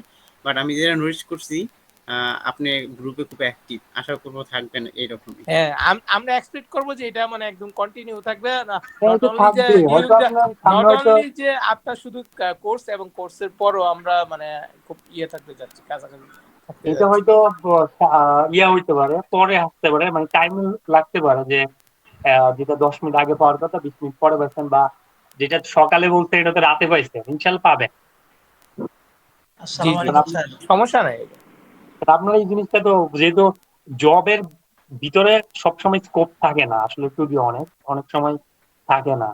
তো যদি না থাকে তখন সেটা হয়তো রাতে ফ্রি হইলাম, তখন তো কে কি প্রশ্ন করলো, কিন্তু ওয়েট করতে হবে অনেকটা, যে মানে এখন আমি বলছি এখনই রিপ্লাইটা আসতে হবে এইটা না, যে আপনি অপেক্ষা করেন, রাত আসুক বা সুযোগ দেন, বা একটু বোঝার চেষ্টা করেন যে রিপ্লাইটা কেন লেট হচ্ছে বা কোন একটা রিজন আছে কিনা, সেটা হইলে মানে আমার মনে ভালো হয়। অবশ্যই এইটা তো হওয়া উচিতই, কারণ সবসময় তো আর সবাই ফ্রি থাকে না। ঠিক। স্যার, হুম। ব্যাটের হ্যাঁ, জন্য তো এখন তো আমি ওই যে অ্যাপ্লাই করি নাই, এখন অ্যাপ্লাই করব ব্যাট কনসালটেন্টে। কিন্তু ওটার জন্য এমসিকিউ তো প্রথম পরীক্ষা হবে, তারপর রিটেন হবে, তারপর ভাইভা হবে। তো এমসিকিউর জন্য একটা সাজেশন যদি দিতেন স্যার, কোন বইটা ফলো করা যেতে এটা পারে? এখন আমরা যেটা যতটুকু মনে করতেছি সেটা হচ্ছে রিটেন পরীক্ষার আলোকেই প্রিপারেশনটা নেওয়া বেটার, কারণ এমসিকিউ নিয়ে কোনো সিলেবাস করে নাই, যদি ওরা গাইডলাইন দেয় তো দিল, হয়তো দিবে, না দিলে সেটা ওইটার আলোকেই চিন্তা করতে হবে। তারপর যেহেতু প্রথম পরীক্ষা এবার হবে, সেক্ষেত্রে যে কোনো কিছু ঘটতে পারে, এটা মাথায় নিয়ে কাজ করতে হবে যদি ওরা গাইডলাইন না দেয়। তুমি নিয়ে দেখেন নাই কত বই না আমি আমার চ্যানেলে আইটিভিদের জন্য যতটুকু হেল্প করছে, কৃতজ্ঞতা স্বীকার করা উচিত অনেকেরই। না না না, কারণ যে যে শিওর স্যার, কারণ আমি যে আপনার যে চ্যানেল অনেক আগে থেকে আমি ফলো করি। কারণ বিশেষ যে করে যে ভাইবার জন্য বিষয়গুলো তো ছিল, অনেক ভালোই মানে হেল্পফুল হয়েছে। তারপরে আমি মানে যখন ভাইবা লিখিত পরীক্ষা দিয়ে আসছি, তারপর ভাইবার জন্য আমি একটা প্রিপারেশন নিচ্ছিলাম এবং ইউটিউবে আমি সার্চ করতেছিলাম। তখন সার্চ করতে করতে দেখলাম যে আপনার চ্যানেলটা চলে আসছে, এইচ টু বি কর্পোরেট, এটা চলে আসছে। তখন আমি ওই ভিডিওগুলো দেখা শুরু করে দিই। দেখি না আমার অনেকটাই হেল্পফুল হয়েছে, বিশেষ করে আমি কনফিডেন্ট লেভেলটা ভালো করে গ্রোথ করতে পারছি। কারণ আমি যখন একটা ম্যাটেরিয়াল তৈরি করি, এটার সর্বোচ্চ চেষ্টা করি অ্যাকুরেসিটা ঠিক আছে কিনা, কারণ এটা আইনের বা সেন্সিটিভ ইস্যু, কিন্তু এই হচ্ছে এত ভুল, মানে কমপ্লেন দিয়ে শেষ হয় না। কারণ আমি না কাজ করে আমি বুঝতেছি এটা ভুল, আপনি নতুন মানুষ কি বুঝবেন, এটা তো সত্যি আপনার জন্য। তো এটা তাহলে ইচ্ছাকৃত একটা সিলেক্ট পড়ালেখা করলো, সে ফেল করলো, এবার পরীক্ষাটা ডিফারেন্ট হয়েছে, এটা ভিন্ন কথা।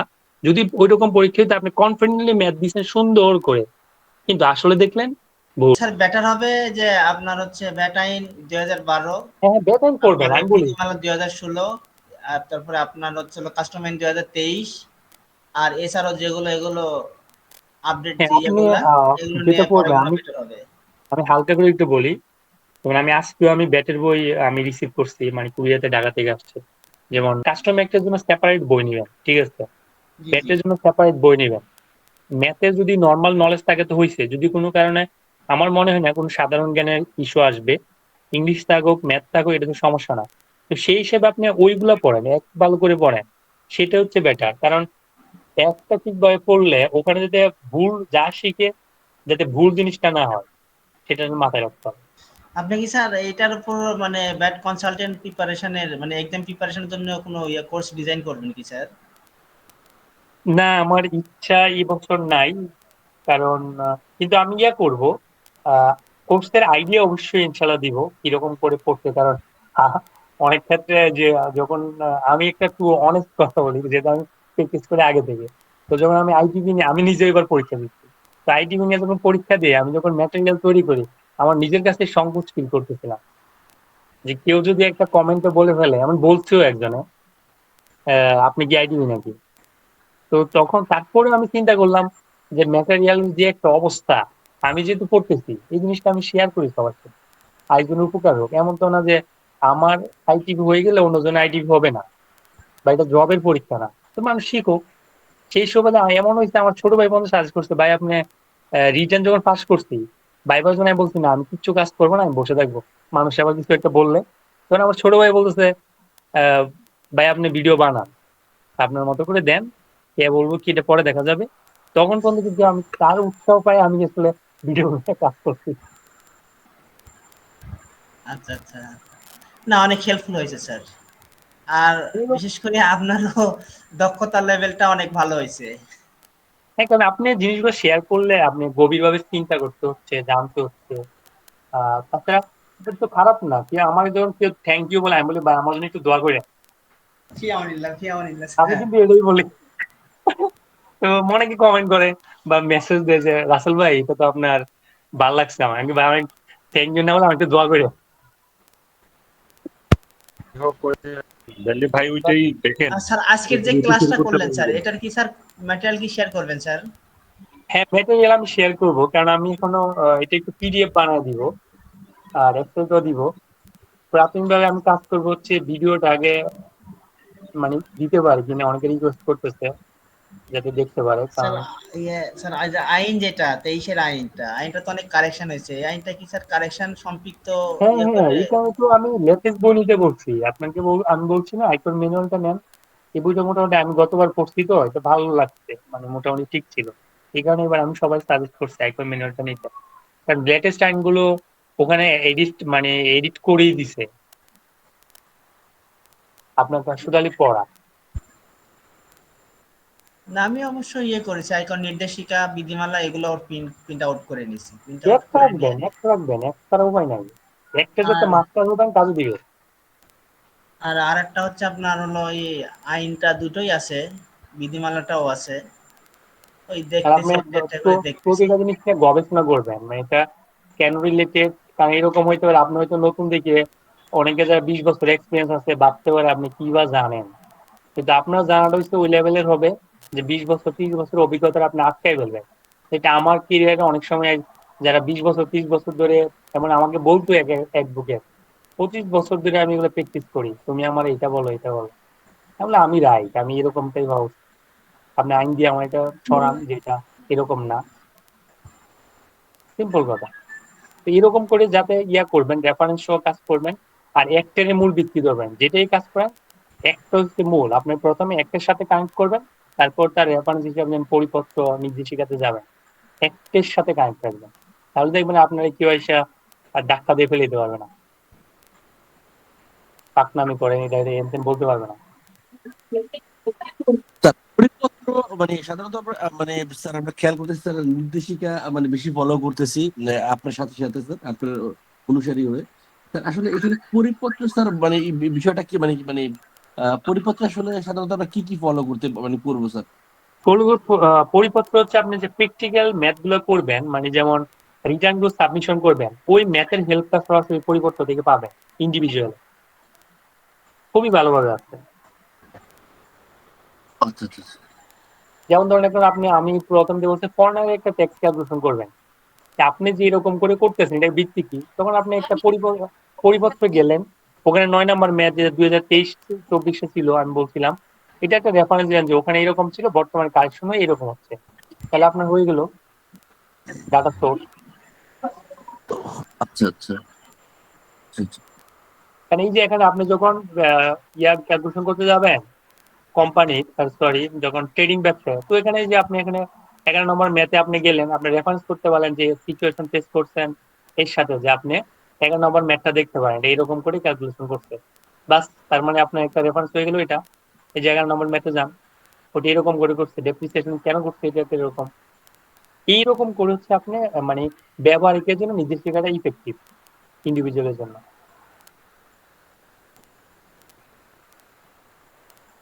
আচ্ছা আজকে মনে হয় অনেক কথা বলে ফেললাম অপ্রাসঙ্গিক। স্যার মানে মানে গল্প হয়েছে স্যার, অনেক কিছু শেয়ার হয়েছে স্যার, ক্লাস খুব ভালো আজকে খুবই ছিল স্যার। আমি মনে করি স্যার আমার এখানে ম্যাক্সিমাম লোকই হচ্ছে গিয়ে আমার মতোই, আমি একদম নতুন দেখছে, আমি আপনার সাথে দীর্ঘ অনেকক্ষণ কথা বলেছিলাম, আপনার খেয়াল আছে কিনা। তো হ্যাঁ হ্যাঁ মানে স্যার মানে আমার মনে হয় একদমই নতুন অধিকাংশই আমার মনে হচ্ছে আমার মতোই।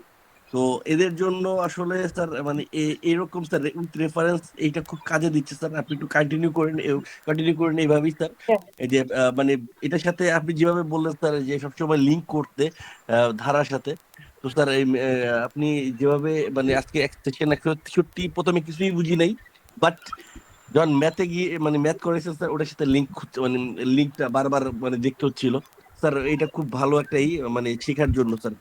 স্যার মানে হ্যাঁ, এটা স্যার আপনার জন্য সামনের দোয়া, আপনি দোয়া ক্লাসগুলোতে, চাইছেন স্যার, আপনার জন্য দোয়া। হ্যাঁ সামনের ক্লাসগুলোতে আরো ইনশাল্লাহ এরকম লিঙ্ক করে থাকবে, সেকশন করে থাকবে। আপনারা যারা নতুন, মূল কাজ হবে এই ল্যাপটপটা আমি অবশ্যই দিয়ে দিব ম্যাটেরিয়াল। আপনারা যেটা হবে, আপনারা কি করবেন, জিনিসগুলো আবার পড়বেন, ওর সাথে মিলিয়ে পড়বেন। আর ম্যাটেরিয়াল গুলো দিয়ে দিচ্ছি, আপনার পাবলিকলি কেউ শেয়ার করিয়েন না, নিজেদের মধ্যে রাখিয়েন এখন, স্পেশালি যেহেতু ম্যাটেরিয়াল গুলো। Okay sir. আচ্ছা ঠিক ওকে, আছে, তাহলে আজকে জি, এইটুকুই। আল্লাহ হাফেজ। আল্লাহ হাফেজ স্যার। আসসালামু আলাইকুম স্যার। সালাম জি বলেন। আচ্ছা তাহলে আজকে আল্লাহ হাফেজ। নেক্সট ক্লাস কিন্তু আল্লাহ ইনশাআল্লাহ হাফেজ স্যার, শুক্রবার। আসসালামু আলাইকুম আল্লাহ হাফেজ স্যার, রহমতুল্লাহ। আল্লাহ হাফেজ স্যার।